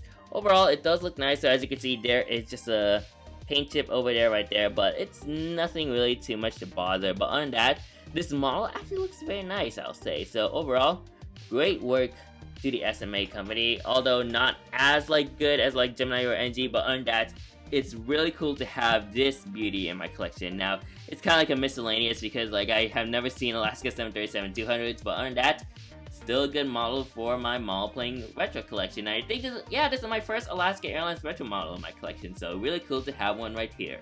And here's the Seattle Model Aircraft Company 1/400 scale Alaska Airlines Boeing 737-200. I will say, it's a rather interesting model from the SMA company, and it kind of almost like looks similar to like an Aero Classics model almost. But other than that, it's really cool to actually have this kind of like model from this brand for my collection. So let's get started with the review. So you got the cockpit windows right there, you got the eyebrow windows as well, and then you got the nose shape of the aircraft, which I think the nose shape looks good for its time. And then you got the nose landing gear, and then the nose landing gear door containing part of the aircraft's registration. You got the L1 boarding door. Alongside with that, you got a green cheat line, which I like on how like the green cheat line has a curve at the front, and then it starts like forming a straight line all the way to like where the windows would start. You also got the blue cheat line as well, which starts at the cockpit windows. You got the Alaska tiles alongside the Alaskan flag. So really interesting that the Alaskan flag was actually there, despite them being based out of Seattle, Washington. And then you got a cargo hold, which I'm guessing this could be also used as a combi variant. So it's really cool how this particular plane, I think it might be used as a combi variant, I'm guessing. So that's really cool. And then here's your single emergency exit doors right there. Alongside with that, you got the JT8D engines, which operate the 737, well, operate most 737-200s. You got some various hazards. Alongside with that, you got them, those, like the main landing gear right there. And yeah, I think the windows are very printed very nicely on this model. Moving on to some wing details. Nothing much on, well, kind of slightly much on details, but not as well detailed as like compared to the models we have as of today. But you got your emergency exit indicators right there. You got the pylons, you got some flight spoilers, slat details, and spoiler details, and fairing details as well. So at least that's acceptable. Now of course this is a seam mold, which as you can pretty much see, the wing is just one piece, which I think is reasonable during its time. Moving on to the back area of the aircraft, this is where like the green cheat line ends. So the green cheat line would end all the way to the empennage area. And then you got the aircraft registration, November 704 Alpha Sierra. Am I reading it correctly? November 740. Yeah, I read it incorrectly. So let me read the registration again. So the aircraft registration is November 740 Alpha Sierra. You got the L2 door. And then moving on to the empennage area of the aircraft, you got your, well, APU. So you got your APU right there. There is the APU. And then you also got your horizontal stabilizers and the Alaska Airlines Eskimo tail. So Alaska Airlines during this time actually had 4 different tails. The Eskimo is one of them, but they also got the Prospector tail on one of their 727s. They also got a tail that shows like a totem pole and then some other structure, like a purple structure. So really cool that Alaska had like different tails when this livery was around. So really cool that SMA managed to replicate that on this model right here. Moving on to the front section, you got the 740 tiles at the top of the cockpit windows, which you would see today on Alaska Airlines aircraft, like registration, like numbers that are placed on top of the cockpit windows that shows the registration of the aircraft. And here's that paint chip. While it's like a paint chip, it's kind of like a slight minor paint chip. I mean, it is what it is, because this model is really old, and I don't know how long this model has been sitting on the shelf. And then moving on to the starboard section, you got your R doors right there. You got your forward cargo bin right there. So that's the forward cargo hold. And then you also got the aft cargo hold, which is right there. Moving on to the top view of the aircraft. So here's the top view. Nothing really much. There's no aerials or anything. You got your beacon light right there, and that's it. Moving on to the bottom, as you can see, here's the bottom. I like the polish they have on this model right here. So this part alongside this part, I think it looks very nice. And here's your one-piece wing mold right there, which I think, yeah, it's okay for what it is. The wings are made out of plastic, I guess, alongside the horizontal stabilizers. And then there's your stand hole right there. Moving on to the front section of the plane, here's the front section. I have a feeling this thing might be coming off. I'm not sure if this is placed in tightly or not, but hey, it is what it is. Here's the front section of the plane, so as you can see, once again, you got that nose chip, like the paint chip right there, which once again, it is what it is. And then moving on to the back section of the aircraft, here is the back section of the plane. So overall, it's really cool to have a different retail store, like a model manufacturing company from like this Alaska plane. And overall, I think SMA had a good run. I mean, once again, it did last not too long, but they also made some good models like some 732s. I think they also made some DC-9s as well, but other than that, I think the SMA company did a fantastic job during its time on producing this model, and overall, I think it looks very nice for my retro Alaska Airlines collection. So, great work, SMA, and I hope you can live longer, but hey, I think there's like a lot of manufacturers that pretty much dominate the market. But once again, they had a good run and they have produced some great models. So that is it for that model. Let's move on.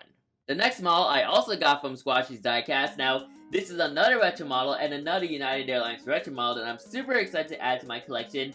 Not to mention, this is also a new type of aircraft on my collection as well. So I'm super excited to get into this model, and overall, I think this should be a very interesting regional model for my United Airlines collection. And that is the United Express 1/400 scale British Aerospace BAE 146 or Avro RJ85 from Gemini Jets.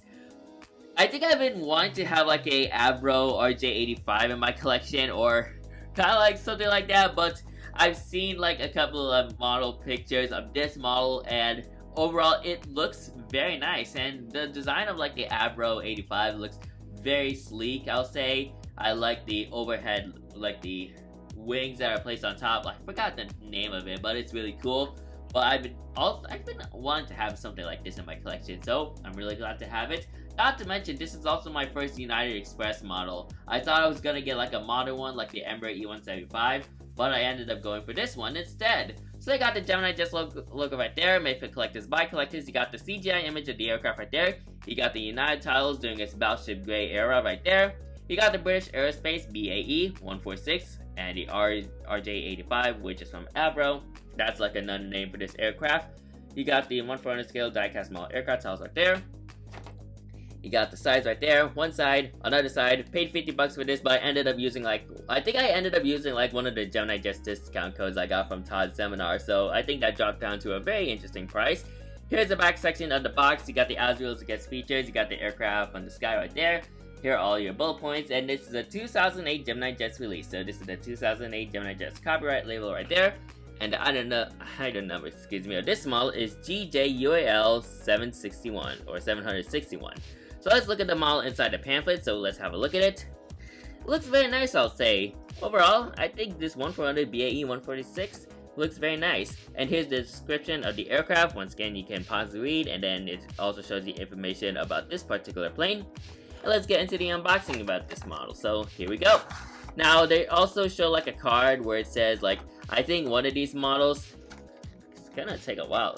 Is it stuck? Or there we go. So as I was saying, I think like these models in particular do have like a pamphlet or like a papelet that shows like, oh, do not press it too hard, or like do not press it too hard, otherwise the landing gear will break. So it doesn't show up, like it doesn't say on this one. I'm not sure what happened to that, but on that, I think this BAE 146 looks absolutely very nice.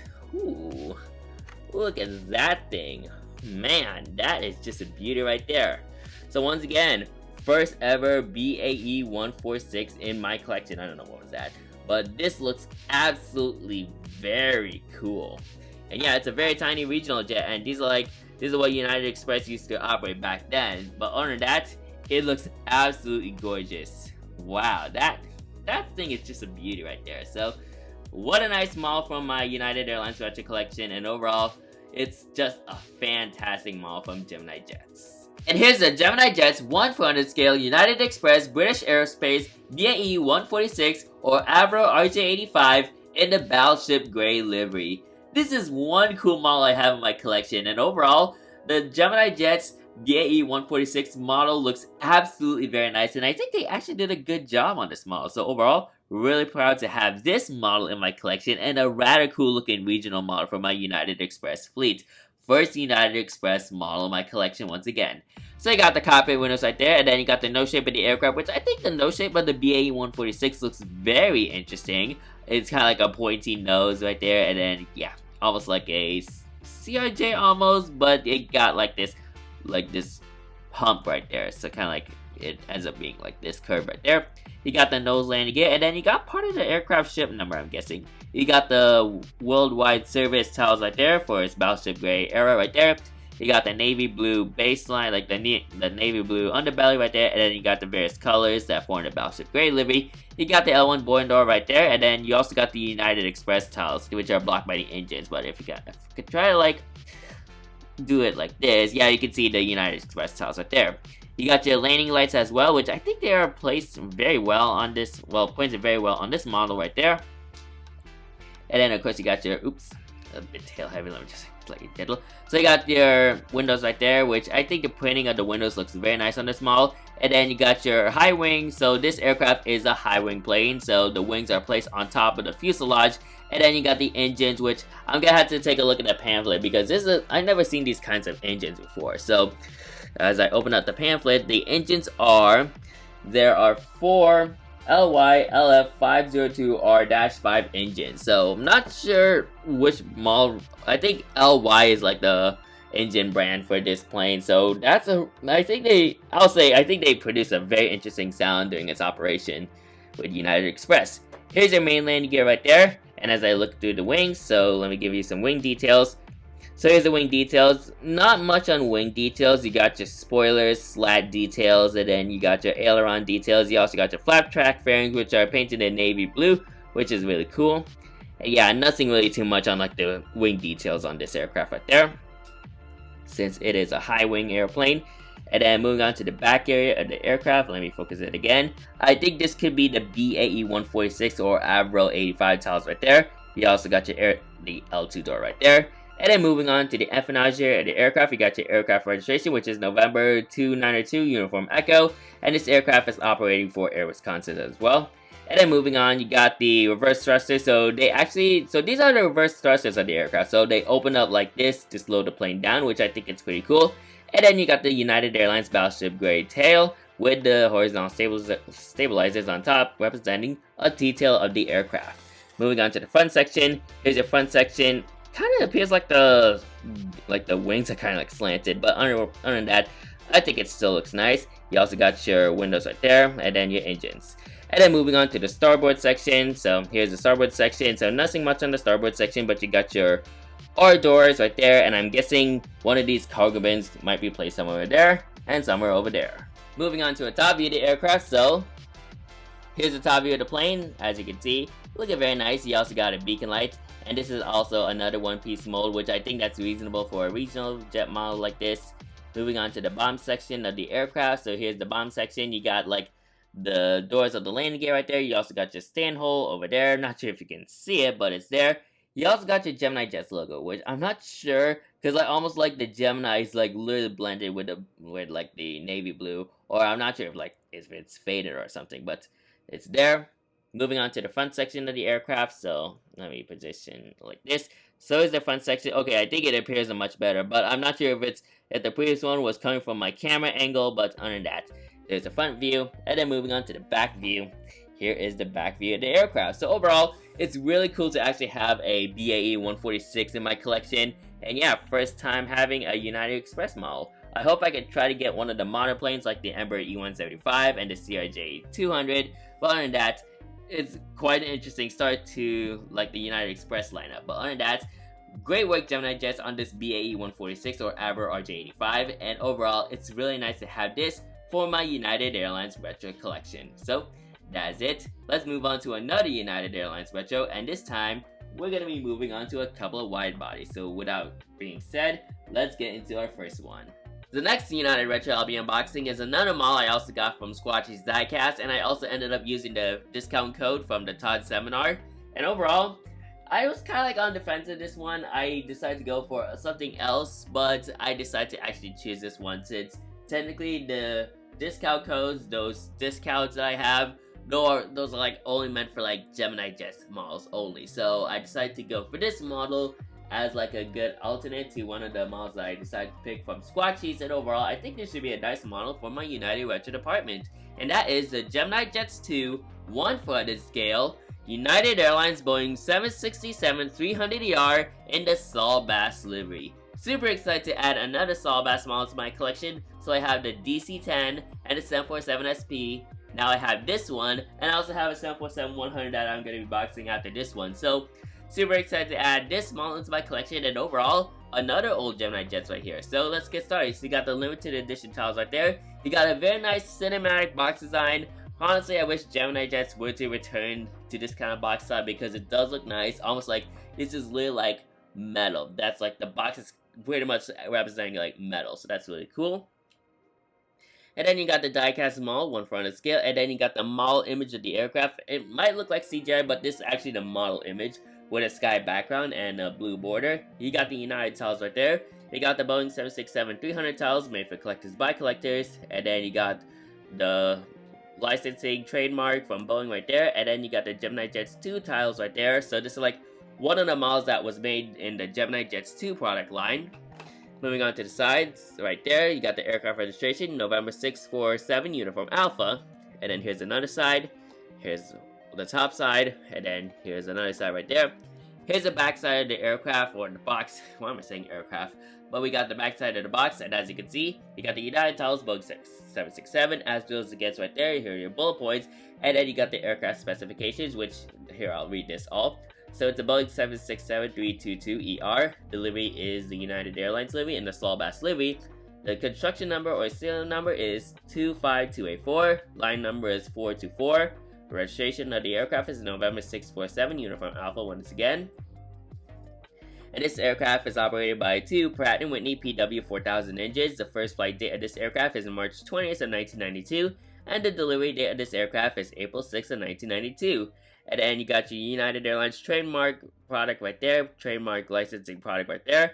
And this is a 2003 Gemini Jets release. So this model is pretty much like 10 years or 11 years old. So this is a decade-old model, I'll say. Or was it? Actually, no. 20 years. Yeah, 20 years. So kind of like around the 21 year range for this model. So this is an old model right there.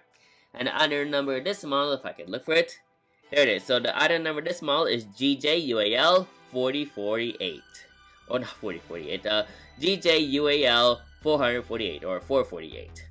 So that is the Saul Bass 767. Let's have a look at the model inside as I take out the pamphlet. And there she is. That, honestly, it does look very nice.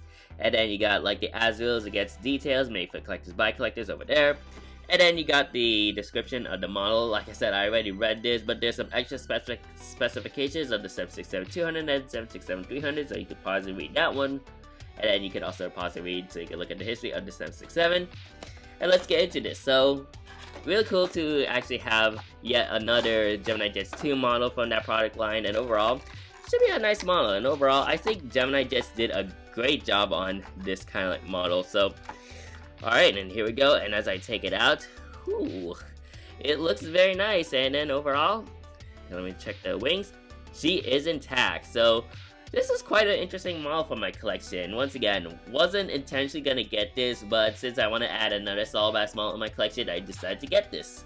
So here it is. This aircraft does not have winglets, so it's a 300ER without winglets, so that's really cool. And overall, that is the United 767 Saul Bass livery, looking absolutely very nice. And overall, the Gemini Jets mold, like this is like one of their older 767s they have, but other than that, I think this mold looks absolutely nice, and it's nice to have it for my United Airlines retro collection. And here's the Gemini Jets 2 1/400 scale United Airlines Boeing 767-300ER in the Saul Bass livery. Really glad to have this model for my United retro department or retro collection, like I said. And overall, I think Gemini Jets did a great job on this particular model. So overall, I'm really glad to have it for my collection. So let's get started with the review. So you got the cockpit windows right there, and then you got the nose shape. I think this is a very great, accurate representation of the nose shape with the Boeing 767. As you can see, it has that nice, like, curved edge, and then, like, a sharp edge, kind of, like, leading at the very front. So that's really nice. You got the nose landing gear right there, which, of course, it's not really as detailed as compared to what you're seeing on the landing gears as of today, but it's acceptable during its time. You also got the nose landing gear door right there, and then you got the ship number of the aircraft alongside the ETOPS logo. Next up, you got the L1 boarding door right there, and then you got your windows, which are printed very nicely on this aircraft. You got the pitot tubes right there, and your stack ports right there. Here's the start of like the Saul Bass cheat line. So you got the red on top, orange on top, red on the middle, and then like a bluish color on the bottom right there. Moving on to this section of the model right there, you got the United Airlines titles right there, and then you got the logo, the tulip logo right there, which was introduced in this livery right there. Moving on to the middle section of the aircraft, here's your Pratt & Whitney PW4000 engines, which I think, like, the overall sizing of the Pratt & Whitney engines are very well represented on this model right here. You also got the main landing gear as well, and then there's your emergency exit doors right there. Moving on to the wing details, You got your wing details right there. So you got your overwing exits right there, overwing slide indicators right there. You also got like a silver area where the coastal fuel frost should be. You also got some spoiler details from the ground and flight spoilers. You got some flat track fairings, aileron details, and then flaps and slide details. They also added in a landing light right there. So as I take out my finger right there, there is the aircraft's landing light, which is nice attention to detail right there. Glad they managed to print that on this model right here. Moving on to the back area of the aircraft. So as you can see, you also got some more windows right there. So here are some more windows, and here's like the tip of the wing right there. You also got your US flag alongside the aircraft registration, November 647 Uniform Alpha. Guessing this could be the aircraft's bulk door right there. So as you can see, this is where the bulk door of the 767 would be. Here's your L2 door right there. And then moving on to the empennage area of the aircraft, you got your APU and the horizontal stabilizers and the United Airlines Saul Bass tail with the tulip logo right there, which honestly, it's well printed on the tail. So great work, Gemini Jets. Moving on to the middle section of the aircraft, the front section. Well, not really the full front section. I just want to give you guys some nice details. So here's some fan bleed details, which is good around this time, and the cockpit windows are well printed and they're well straight. So great work, Gemini Jets. Moving on to the starboard section of the aircraft, we got your R doors, of course, and here's your forward cargo bin right there. And then moving on to the aft area, you got your aft cargo bin right there. Moving on to a top view of the aircraft. So here's the top view of the aircraft. Not much on details other than this beacon light and all the other extra details right there. Here's the bottom section. Not much on the bottom details. You don't see a beacon light, but you got your stand hole and the Gemini Jets logo right there. And as you can tell, this is a one-piece mold, so the wing is one piece, or this is also known as a seam mold, which is kind of acceptable during its time right there. Here's our front section, a full front section of the aircraft, which honestly it looks very nice. The wings are very well represented in its ground flex configurations. And then moving on to the back area, here is the back area of the aircraft right there. So overall, really cool to have this model. Once again, I was on defense of this model, but at the end of the day, I managed to get it for my United Airlines retro collection. So yeah, so very cool model, I'll say. So overall, great work, Gemini Jets, excuse me. And overall, I'm not sure why the camera is showing off I'm not sure what's going on with my camera, but apparently it's showing a neon blue, but I think that has to do with my camera, but it kind of has some kind of cool effect right there, but really cool regardless. But other than that, really glad to have this Saul Bass United 767-300. And the last 1/400 model we'll be taking a look at is another United Airlines Saul Bass aircraft, and I ended up purchasing this on this LA collectible, it was inside the Shawnee Ballroom. It was this LA collectible guy, these collectible retailers, something about LA. I ended up using one of my discounts codes from the Todd seminar for this small right here. And I ended up seeing this small last year. However, I was kind of on the defense of this, but I decided to get it because it should be a very cool model for my collection, and overall, I think it should be a nice addition to my, another great addition to my United Airlines retro fleet. And this is I did purchase this from this brand before, but this is my first time having this model in 1/400 scale. So, ladies and gentlemen, I introduce you the JC Wings 1/400 scale United Airlines Boeing 747-400 in the Saul Bass livery. Wow, this is gonna be a very cool model for my collection, especially for my United collection. Now, I do have a story about this model, so hang on, let me just prop up my tripod right there. So, I do have a story about this model. So, I first saw this model at Airliners International 2023.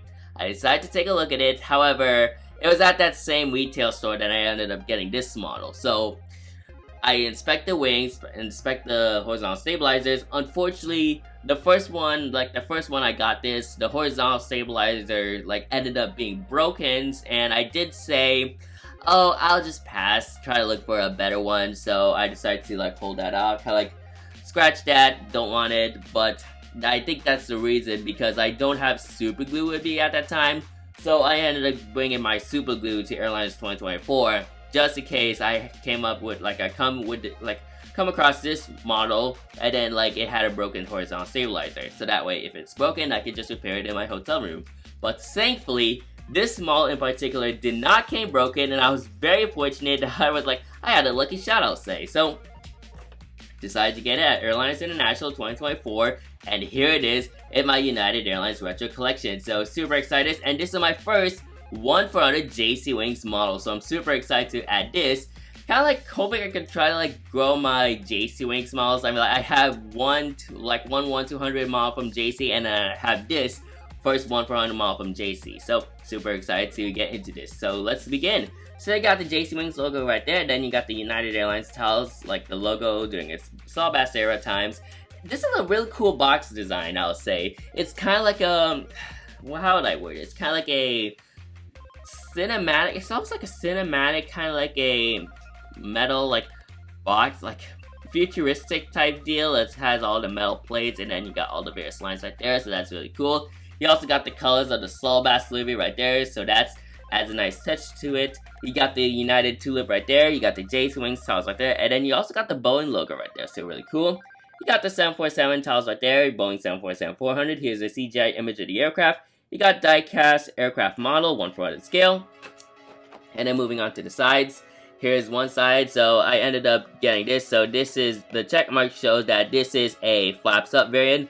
Like the flaps up variant, so X-ray 40087 is the one with the flaps up. But when you include this alpha, there's a check mark that says alpha, and then that's the flaps down variant. And here's another side, so that's really cool on how JC Wings kind of labels which model it is, like which models flaps up, which models flaps down. And then here's the back side of the aircraft. You got some other extras from like the top area to like the side area. It's kind of like the same, almost, kind of, but it's just styled differently. You got your warning hazard right there. You got the Boeing licensed product right there. And then you get the Boeing logo, of course. And then you got the specification. So the manufacturer, of course, is Boeing. The overall length of the aircraft is 70.66 meters. Wingspan is 64.44 meters. Height of the aircraft is 19.4 meters. And the number of the engines are 4. And these are the Pratt & Whitney PW4000 engines. So really nice specifications and some cool specifications of the 747-400, but I'm just super excited to get into this model. And once again, first JC Wings 1-for-100 model, and yeah, she should be intact because of course I like, despite this plane having like going through travels as a after airliners, I hope she's intact. I do want to double check just to make sure the wings are intact, and whoo, she is heavy. Wow, oh man, oh, this is so cool already. Wow. So let me just check the wings. So the wings are good. What about the other wing, just to make sure? Okay, the other wings, horizontal stabilizers, they're good, and the tail. And oh man, this is so cool. Wow, look at this beauty right here.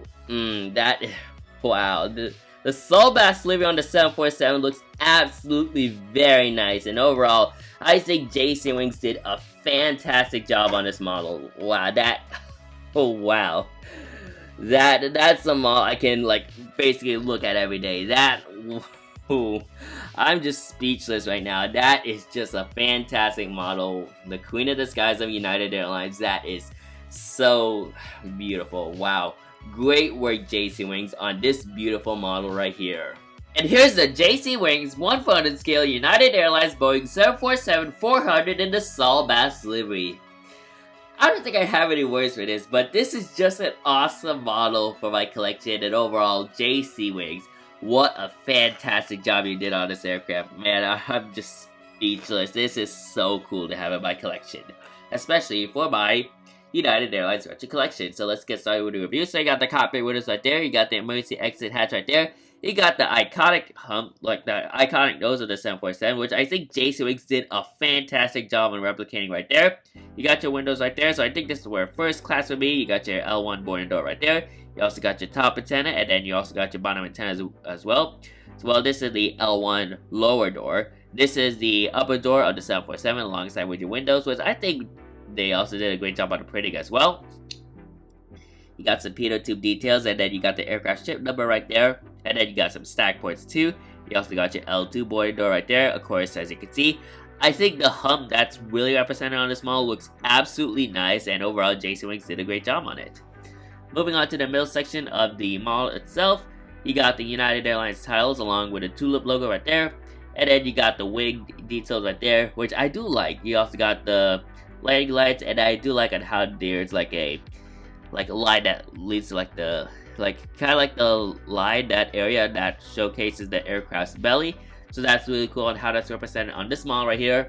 You also got your SATCOM or Wi-Fi dome right there, which I think I don't think it's a Wi-Fi dome, because I don't think Wi-Fi was there during its time. So this could be like just a dome, kind of like a SATCOM dome almost. So there's that.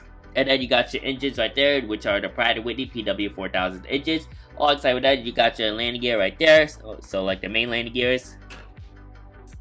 And then moving on to the wing section of the aircraft, so let me just position it like this. So here's the wing section of the aircraft. You got a very nice detail. You got the cold soak fuel frost right there.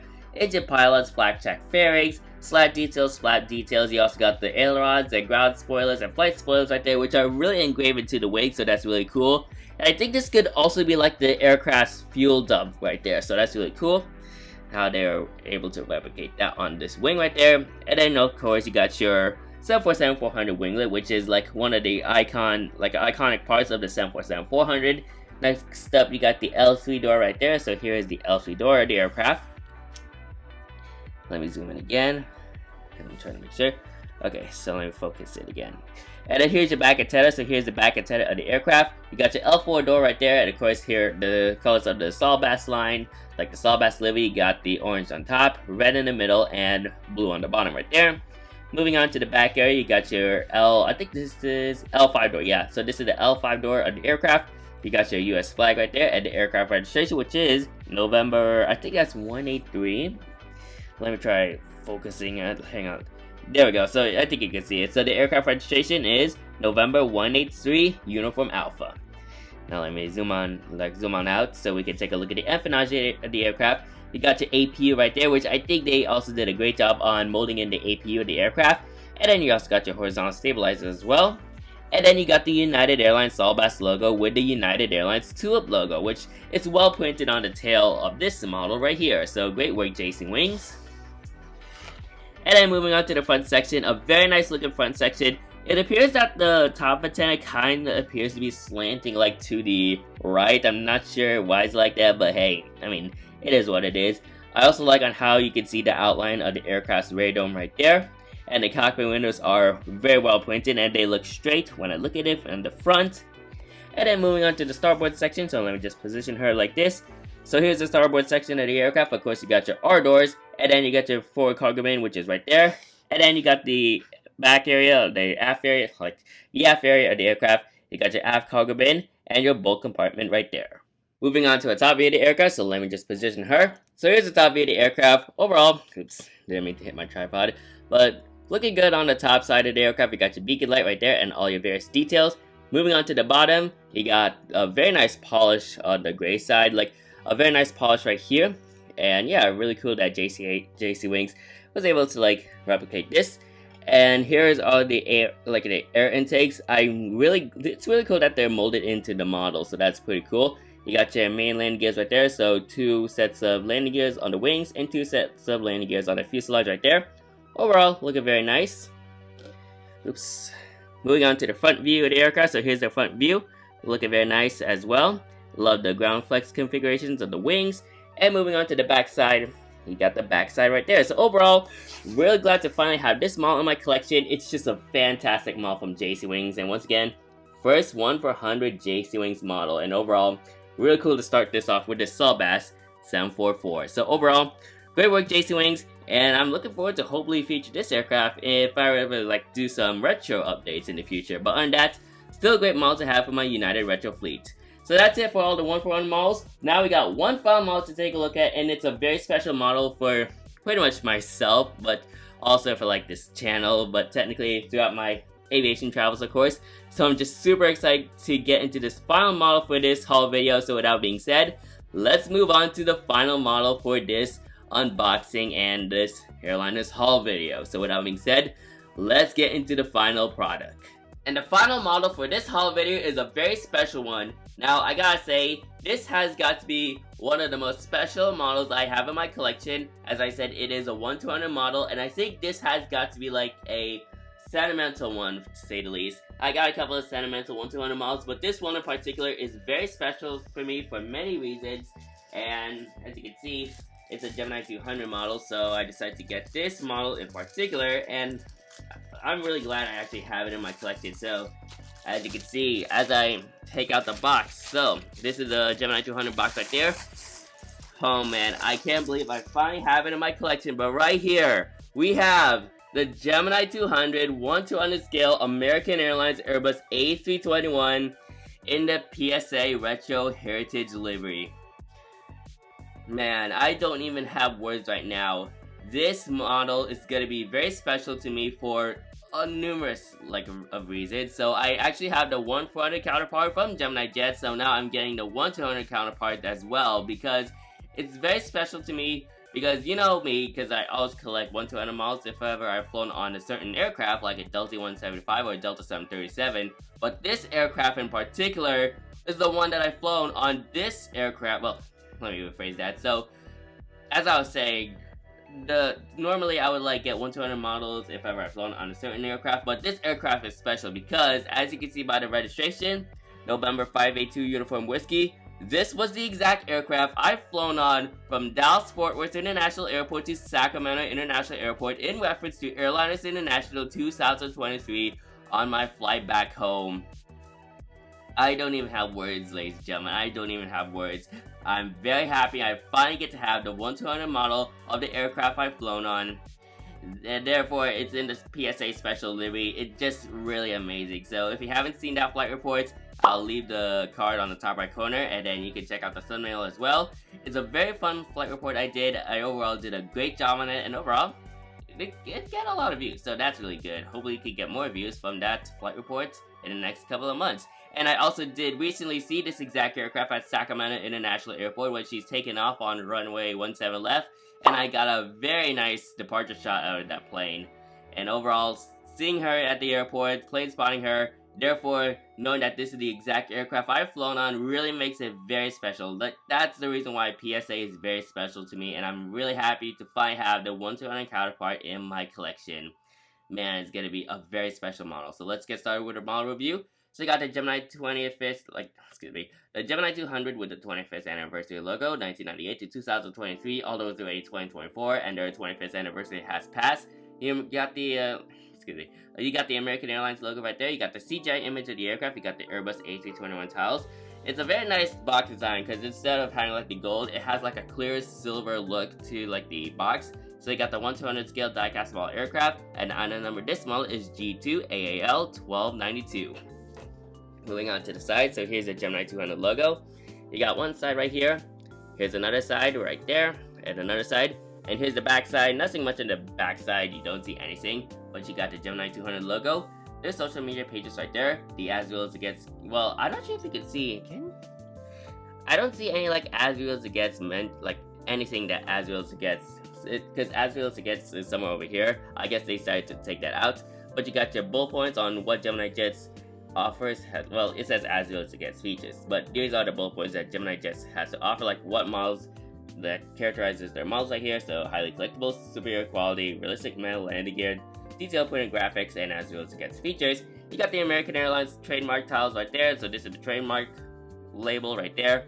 And this is, of course, a 2024 Gemini Jets copyright label. Well, Gemini Jets release. So there's a 2024 Gemini Jets copyright label right there. Guys, whew, man, I'm super excited to finally unbox this. A special model once again, and overall, it's gonna be a sentimental model for my collection for many years to come. So beyond excited to finally unbox her. Let's do it, everybody. And here we go with the unboxing, everybody. Man, I'm just super excited to finally unbox her. Oh man, I don't even have words. So how you would open a Gemini 200 box is there's a magnet piece. So as you can see, you can just open up this flap, and as you can see, this part right here, it's completely magnet. So when you close it, it makes this sound. So really cool on how Gemini 200 was able to replicate, make a magnet design instead of having a button. So that's that.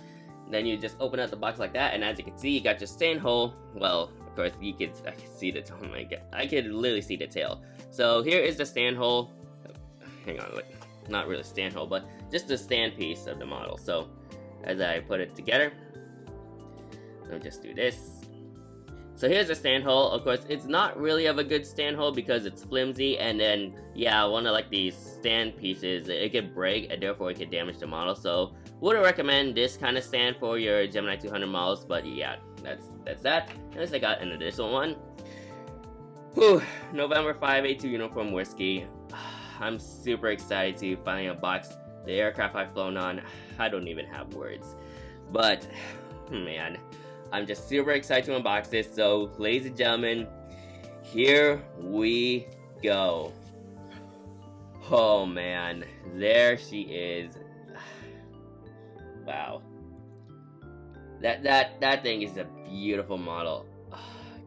Come here. Oh my god. Oh man. Oh man, I gotta like make sure I take it out slowly. Hopefully I don't see any damaging pieces. Okay, I'm gonna have to stand up for this one. Oh man, this is the exact aircraft I've flown on from Dallas to Sacramento. That is, oh. Wow. Holy crap. Oh, wow. This thing is a beauty. Let me check the wings, of course. But I don't think I shouldn't receive any broken parts because it's a 1/200 model. I mean, some 1/200 models can become broken, but this one is not. Oh my. Oh, wow. I don't even really have words right now, ladies and gentlemen. This is just a phenomenal job by Gemini Jets. I can just like hold this model every single day. Wow, I'm just speechless, just beyond speechless. I am without speech. It's beautiful. Wow, just wow. Man. Ooh. Thank you so much, Gemini Jets, for making this in 1/200 scale. This is just an absolute stunner. Wow. Ooh. PSA Retro Livery, November 582 Uniform Whiskey. Welcome to my 1/200 collection. You're a very special airplane. You're just a very special airplane. Wow. This model is just absolutely marvelous. It's stunning. I don't even have words. I just don't even have words. What a phenomenal job from Gemini Jets right there in the 1/200 department, and overall, I'm beyond fortunate to finally have her in my collection. And here's the Gemini 200 1/200 scale American Airlines Airbus A321 in the PSA Retro Heritage Delivery. Man, I'm super happy to finally have this in my collection. What a special model this is, and overall, I have no words. I just have no words, but this model looks absolutely gorgeous, and once again, oh man, super excited to get into this review for you guys. So here we go, let's get started. So you got the cockpit windows right there, which I think Gemini just did a good job on like the shaping of the cockpit windows, or like, yeah, the cockpit windows, but I talk about the nose shape. But they did a good job on the nose shape of the A220 and the 1/200 mold.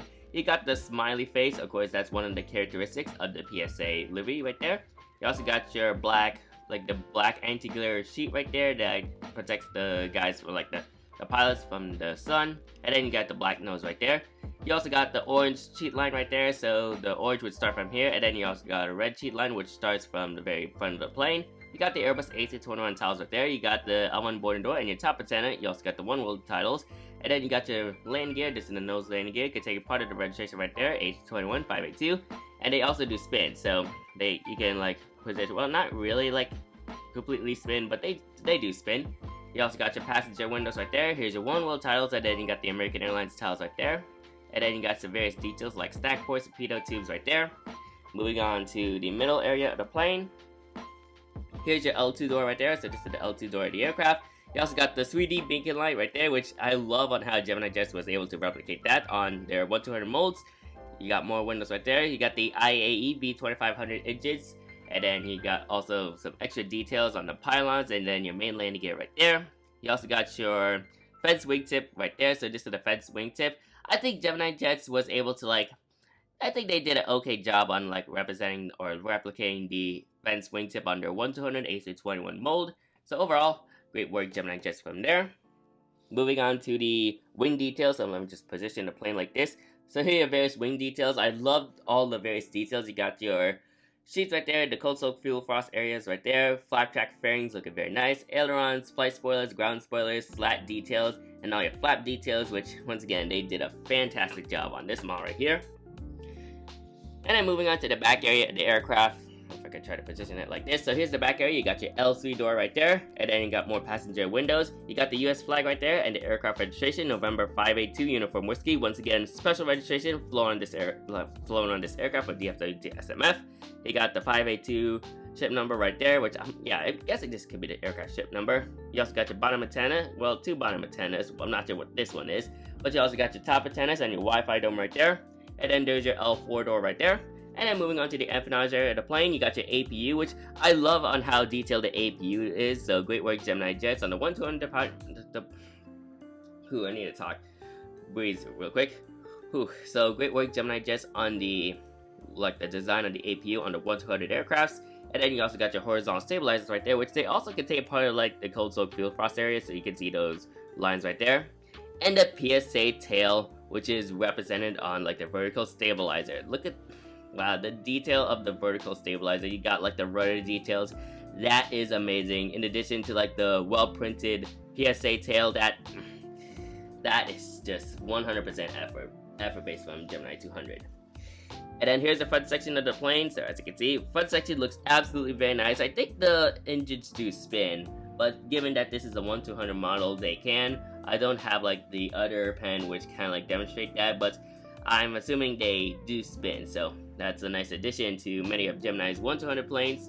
And then moving on to the starboard section, so of course here's the starboard section. You got your R doors, of course. You got your forward cargo bin, which is right there, and then you also got some extra panels right there.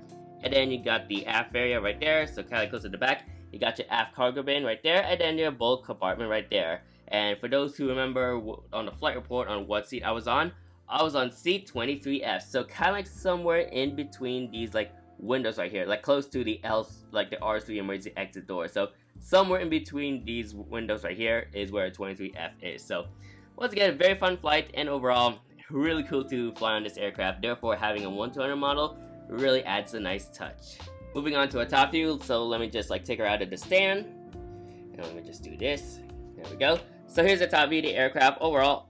Oh, hang on, there was something over there. So here's the top view of the plane. Overall, looking very nice on the top views. Once again, you got all your various details, and then the 3D beacon light as well. Moving on to the bottom section of the plane. Let me just slowly rotate her. So here's the bottom section of the aircraft right there. You got the tiny Gemini Jets logo right there. Alongside with that, you got all your extra pointed details right there, like the rat turbine and the air intakes. You can also see the 582 registration, or the numbers, on the starboard section of the wing. So you can see it right there. You also got some nice details on the IAE engines as well. Moving on to the front section of the plane. So here's the front section. No need to explain more about the front section. It looks absolutely gorgeous. And then moving on to the back area, here is the back section of the aircraft right there. Wow, what a way to finish off this Airliners International haul video for 2024, and overall really did end it off with a high note with this PSA retro in 1/200 scale. So overall, really glad to finally have it in my collection. It's well needed, and yeah, I just got it for 75 bucks, which is an absolute steal because I got this on day 3, and of course day 3 is discount day. So I got an awesome deal on a 1/200 model, because typically I think that would, in Gemini Jets' website, it would be about $100 for a 1/200 PSA retro in Airbus A321. But I got this for 75 bucks, which is an absolute great deal that I got, and I'm just very happy to finally have it in my collection. So once again, thank you so much, Gemini Jets and Tom Michaels, for this amazing model. And overall, I'm looking forward to seeing this model in my display stands, or just a display area for my planes, for many years to come. So great work, Gemini Jets, on this model right here. So yeah, what a haul video. So, it sure was a long video, I'll say, but we made it to the end. So I'm gonna have to line up all my haul videos, all my memorabilia items I got, including my models, and then we're gonna conclude this video from here. So without being said, everybody, let's move into the conclusion of this Airliners haul video. And here is pretty much majority of my Airliners International 2024 haul from Kansas City. And my god, wow, look at this. I will say, I think I may have gotten more stuff compared to last year's convention in Dallas. like so much more stuff in Kansas City that I ended up using an extra table right there. So as you can see, there's the extra table, so I had to like use that for other additional items right there. But man, take a look at that haul right there. So once again, this is like pretty much my entire haul. I got a couple of models once again. So yeah, those models over, like models on my left, those are going to be coming in a massive unboxing. But let's have a look at this, ladies and gentlemen, because this, we got like a lot to take a look at. So let me just like prop my tripod right here. So we got a bunch of them. So let's get started from right to left. So we're going to get started with a couple of items. So we got the World Airline Historical Society flyer right there. I also got some Airway magazines right there. So here are the magazines. I also got a Texan Airplane Store flyer right there. Some various like time cards from United, Hawaiian, PSA, and Western Pacific. Here are all my stickers right there and my magnets. So I got the Hawaiian magnet and the Stars and Bars magnet. I got the Kansas City Airliners International 2024 sticker right there. Central Designs or Aviation TSM, thank you so much for the United Airlines 787 sticker. As well as Jazz Cup Joey for the sticker as well, so thank you very much. Got my Braniff pins right there and the Airliners 2024 pin. You got the Texas International pin too. Next up, I got my bag tags, or just like tags. So the Airlines International 2024 bag tag from Jet, like, what's that again? Oh yeah, Jet Tip. So that's from Jet Tip, and my United Airlines tag right there. Next up, of course, I got my United Airlines, like I think United Airlines trading cards right there. So as you can see, here are my trading cards. I picked my favorite ones, which is the 777, 757, and 787. There's my lanyard from Airlines 2024 right there. Also got a handful of safety cards. So I got the Delta 747 safety card, a Delta 75200 safety card that I managed to get from the plane I've flown on. I think it was 8. It's one of like the last Delta 757. So yeah, that's one of them. 75G. There's the Iberia A630-200 safety card right there. And kind of like circling around a bit. So got a couple of flyers right there. We're going to start off with the upcoming collectible show flyers right there. So San Francisco, Los Angeles, and Dallas. Here's the Chris Slimmer flyer right there. So thank you so much, Chris, for providing all like your items and sharing some aviation memorabilia to us. And yeah, glad to order some stuff from Slimmerville. Next up, I got my United Airlines Battleship Gray stuff right there. So kind of like the first class products. Some timetables from San Francisco and a couple of more. I got my Delta Airlines plane tag right there. So there's the 757 plane tag. Texan Airplane Store flyer as well is also there. And kind of like maneuvering around for a bit. Next up, I got the Flying Hospital L1011 safety card that I got from the TriStar Experience. Aviation LAS, thank you so much for the drawings right there. So here's Pink 1 and the PSA Retro Heritage Libby. Here's some postcards from Sacramento International Airport because like of course I live in Sacramento, of course. And here's a Tarmac Design San Francisco International Airport ATC tower, which they did a fantastic job on. So great work, Tarmac Designs, on the 3D printing of San Francisco International Airport SFO's ATC tower. Next up, moving on to like the other table, I got like the Flex Like a 787 shirt right there. Very nice shirt, and I can't wait to wear that in the future. Well, maybe some other time. Like I'm gonna have to wear this at some point, but yeah, there it is. Some more time cards. These came from the booty bag, so these are like all the postcards that came from the booty bag. So I decided to like show off this United 727, but I already gone over what was inside the safety card. Oh, what am I saying? Postcards, yeah. So I got postcards right there. And then here are all the stuff I got from the TWA Museum. So I got the TWA logo right there and the San Francisco TWA brand like there, like all the various like landmarks at SFO. And I also got this TWA pin. Here's some various business cards from Bruce Butters Models, Squatchy Diecast, Jet Set shirts, Tarmac Designs at West Coast Diecast and Texan Airplane Store, and like all these other like business cards are really cool to have them. Here are my wings right there. These are the Delta Airlines and Eastern Airlines pins. And here are all like the Delta Airlines trading cards that I got from the flight. So the 737, so 2 737s, a 757, and an A321neo. And I also got this 777 from the collectible show. Just to make sure before we move on to the model, so just making sure that's everything. I think that's about everything. So now we're going to move on to the model. So we're going to get started from left to right. So we're going to get started with the beautiful United Airlines Battleship Gray Avro RJ85 or BAE 146-200. Next up we have this Alaska 737-200 in like the Eskimo livery from Seattle Mall Aircraft Company. Really cool to have them all from them.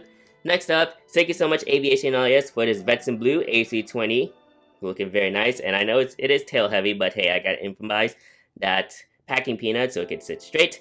And thank you so much Aviation LES for this beautiful Philippine Airlines Airbus A319. It's a really cool model to have in my collection, and overall I'm really happy to have it. And yeah, really nice trade. Thank you so much MSP Aviation for the Southwest 737-700. It looks absolutely awesome. It looks awesome. And yeah, it's by Herperwings. So my first Herperwings 1-400 model right there. Thank you so much JJ Skippy for California 1. It looks absolutely gorgeous from Gemini Jets, and I know it's in the blended winglets, and I had like fixed the main landing gear, but hey, it all ended up being perfect, and there she is right there.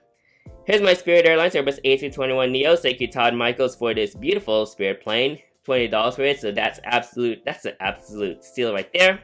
Next up we had this United Airlines Solbass 767, so 2 Solbass planes. So here's my 767-300ER without winglets on this aircraft right there. Looking very nice from Gemini Jets 2. Next up we have the 747-400 and the Solbass delivery by JC Wings. Really glad to have my first 1-400 JC Wings model right there. It looks absolutely awesome, and it's just really awesome to have in my collection. And last but not least, we have the PSA Retro Airbus A321 in 1-200 scale by Gemini Jets. Wouldn't miss it for the world. I'm really happy to finally have the PSA Retro 1-200 model in my collection. Very special aircraft once again, November 582 Uniform Whiskey. The flight I've flown on from Dallas Fort Worth to Sacramento after Airliners International 2023 on June 24th, 2023. So that is, wow. Honestly, I also got some extra safety cards I forgot to mention, but because it's similar to last year, because similar to last year's, not every single Airliners haul video, not every single Airliners, item I got can't fit in this table, so I had to, get my favorite parts and then just, put them all here. And what's different is because the different thing is I just added this table so I can add some extra stuff or extra items to there. But other than that, what a fun haul video. Really impressive turnout on all these collectible items I got during Airliners International. Oh, I forgot to mention the flight manual, the flight operations guide. My apologies. So here's the Airliners 2024 flight operations guide right there. And then, yeah, plane tag right there from the Delta 757. And yeah, so other than that, really cool items I got. Really impressive on how, I think this video might be longer compared to my last haul video for 2023. But other than that, really impressive items I got from Airliners International 2024 in Kansas City. And overall, it was an awesome time being at the convention.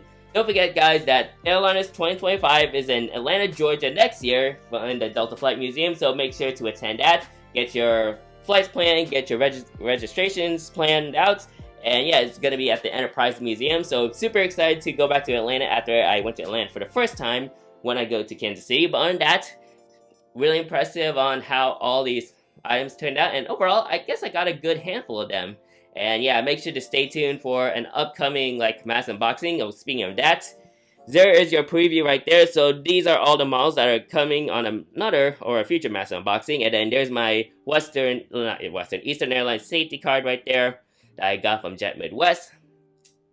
And yeah, that's kind of a sneak peek right there. But other than that, really impressive turnout for Airlines International 2024 in terms of all these haul items I got. And overall, I can't wait for next year's convention at Airlines 2025 at ATL. And hopefully, let's see how that haul video is going to turn out for next year. But other than that, really glad to have all these beautiful items from Airliners 2024 in Kansas City, and just looking forward to having these for many years to come. So that's it for today's video. So hope you guys enjoyed today's video. Make sure you like, comment, and subscribe to my YouTube channel, and turn on that post notification bell so you won't miss a video like this anytime soon. And if you want to see more of my Airliners International 2024 videos, then you can click on that playlist and it shows you all my videos I did for Airliners International 2024. And don't forget to check out JJ Skippy's Airliners International 2024 community content. We are over 100 videos, and we should expect more videos. Since it's almost, well, as of this recording, it's basically a month ever since Airliners 2024, but we can see some more videos coming within the next couple of days. So, that's it for today's video. Thank you guys for watching, and I'll see you guys next time. Anyways, good night.